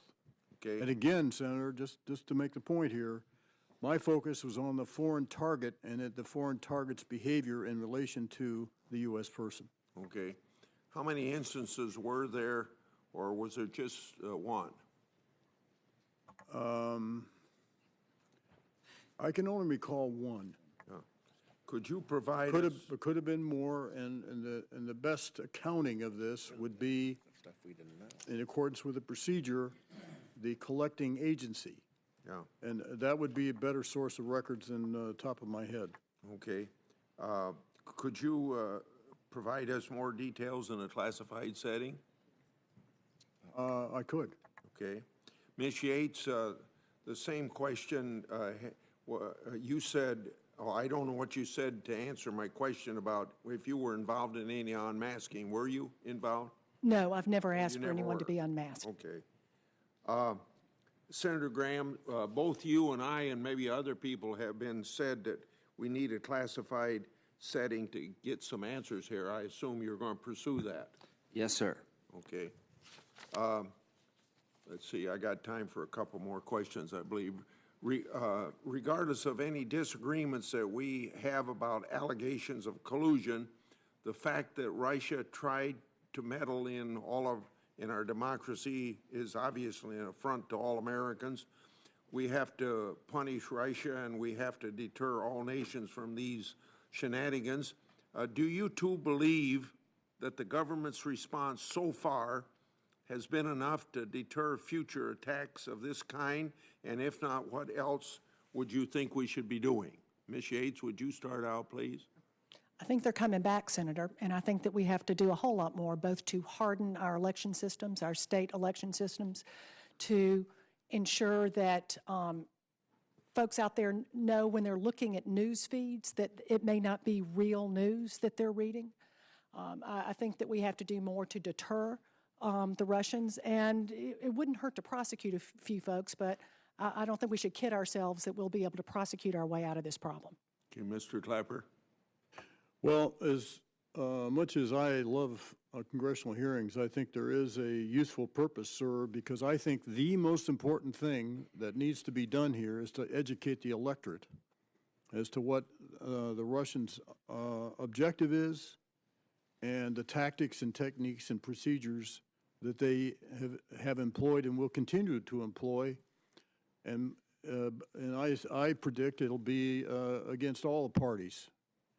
And so I think education of the public is the most important thing we can do. And this hearing, grudgingly though I admit it, serves that purpose to the extent that this can be shared openly. So you're down. I do think as well there needs to be more done in the way of sanctions to the Russians or any other government that attempts to interfere in our election process.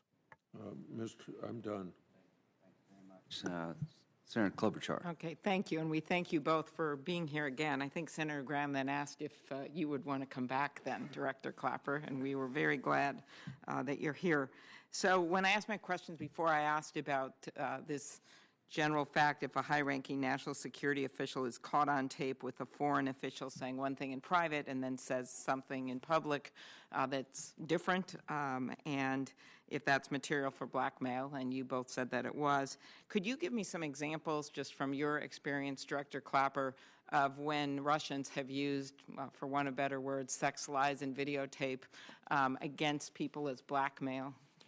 Well, I don't have a lot of direct knowledge external to Russia. This is a classical technique that, going back to the Soviet era, that they would use to co-opt, compromise political opponents. And of course, you know, the current administration in Russia is a lot even more aggressive than that, where they just blot out people for being opposition. So there are examples of that. I don't have them off the top of my head, but I have read and seen it, particularly during the Soviet era, internal to the Soviet Union, that this was a common practice. What about our election infrastructure as we move forward? As you said, one major thing we need to do is to educate the public. And I'm very concerned, while we have different states have different election equipment, I'm the ranking on rules, and we're working on a bill on this. How important is that to protect the integrity of our election equipment? It's quite important. And speaking now as a private citizen, not my former capacity, I do think that our election apparatus should be considered critical infrastructure and should have the protections that are attendant to that. A lot of states pushed back when Jay Johnson, Secretary of Homeland Security, engaged with state election officials about having that designation and having the federal government interfere in their election process. But as a citizen, I'd be concerned with doing all we can to secure that apparatus. Part of the attended to the intelligence community assessment that we put out, DHS put out a paper on best practices as an advisory on how to secure election apparatuses at the state and local level. Very good. Do you think we're doing a good enough job now, back to the propaganda issue, in educating our citizens about this? No, we're not. And the other thing we don't do well enough is the counter messaging. And how would you suggest we could improve that? I would be for, I've been an advocate for a USIA on steroids. I felt that way in terms of countering the message from ISIS, who's been very sophisticated at conveying messages and proselytizing and recruiting people. And our efforts to counter message are too fragmented in my own opinion. And that's all I'm saying here. And I would seriously consider the notion of as I say, a USIA on steroids. And what would that not mean only exactly? I'm sorry? What would that mean exactly? Well, someone that we could message or counter message, and our efforts to counter violent extremist ideology, particularly that from ISIS, who are very skilled at this.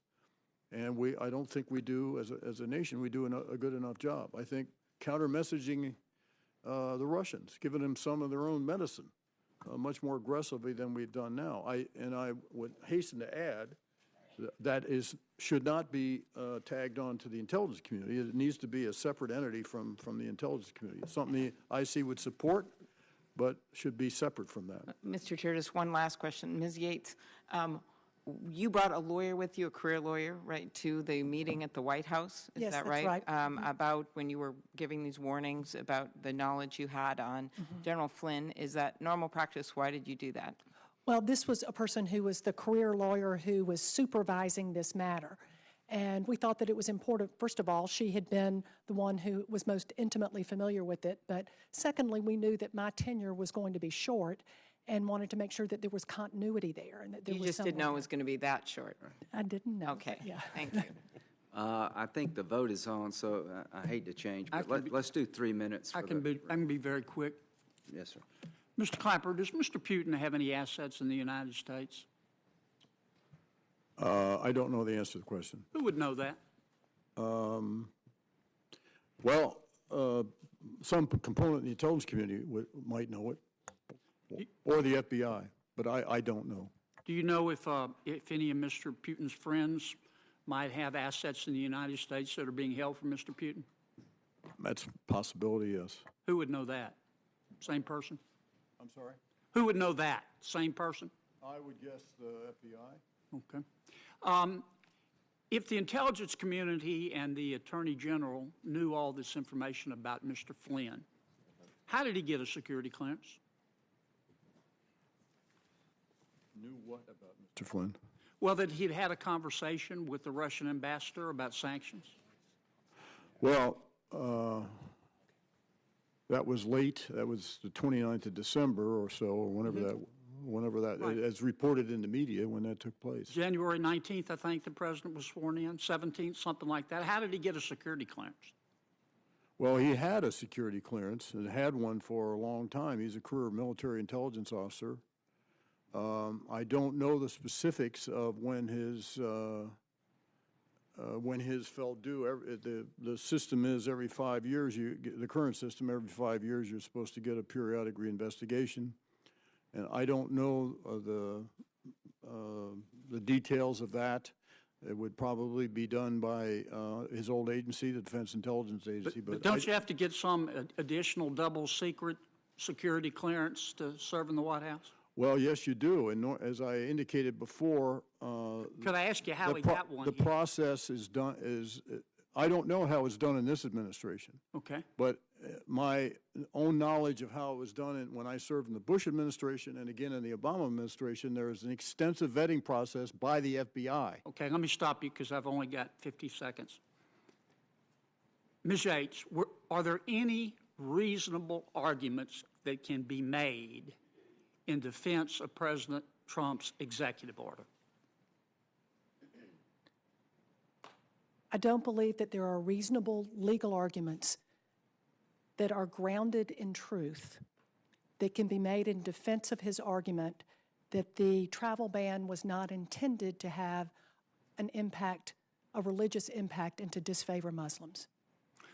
So you believe that the arguments made by the lawyers who are now defending the executive order are unreasonable? I believe that the Department of Justice has a responsibility to uphold the law and to always speak the truth, particularly when it's about something as fundamental as this executive order was, that deals with religious freedom. But let me say this, I have tremendous respect for the career men and women of the Department of Justice, including the lawyers in the civil division who are handling this. But their obligation was different than mine.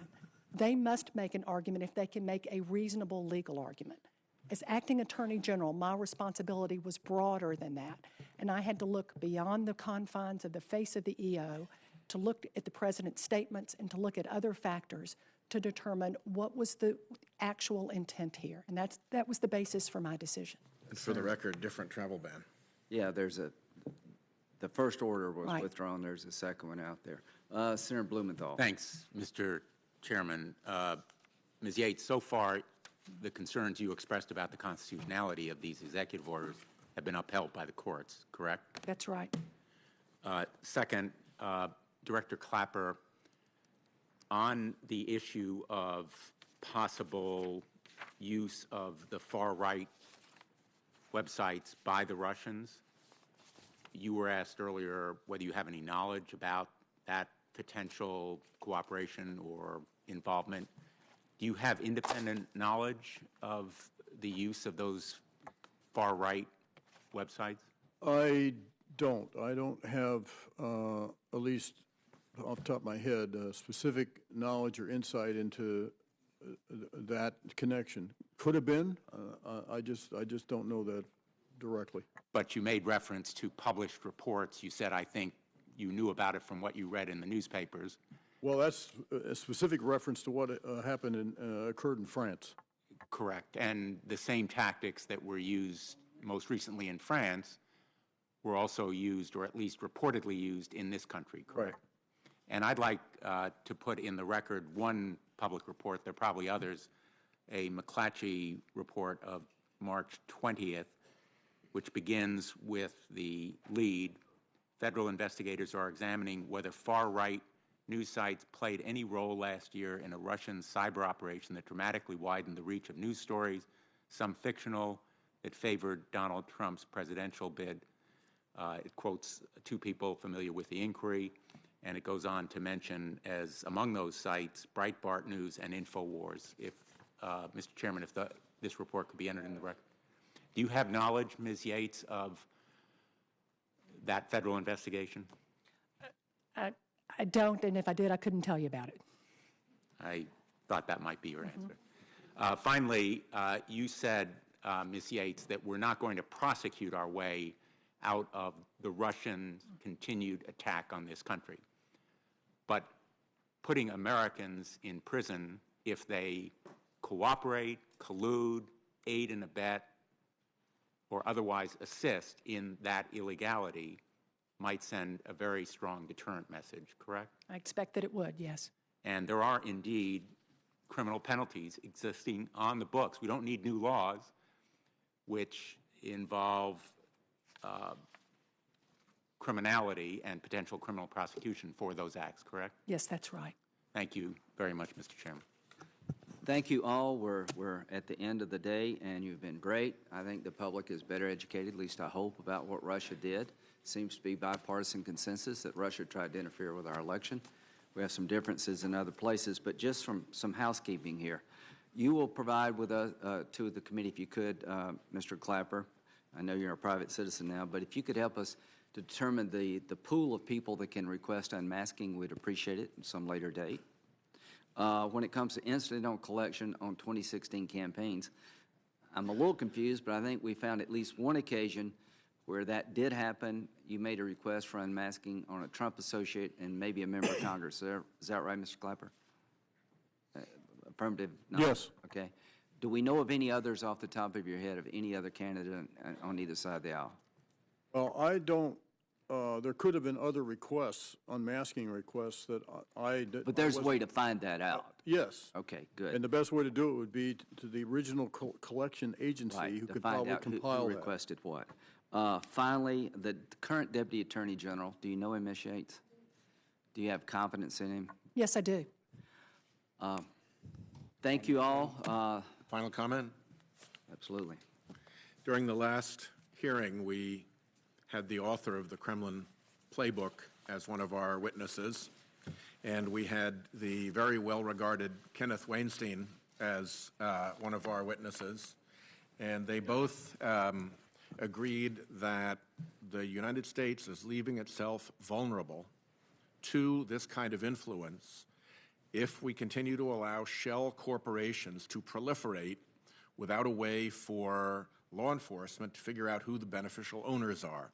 So I mention that because Chairman Grassley and I are working on a piece of legislation to help solve that, but I think it's very important in this area, and I just wanted to flag it and express to Chairman Grassley my appreciation for his bipartisan cooperation on that front, and of course, my appreciation to Chairman Graham for his work to make this hearing a success and so interesting and meaningful. Thank you. Thank you both. Hearing's adjourned.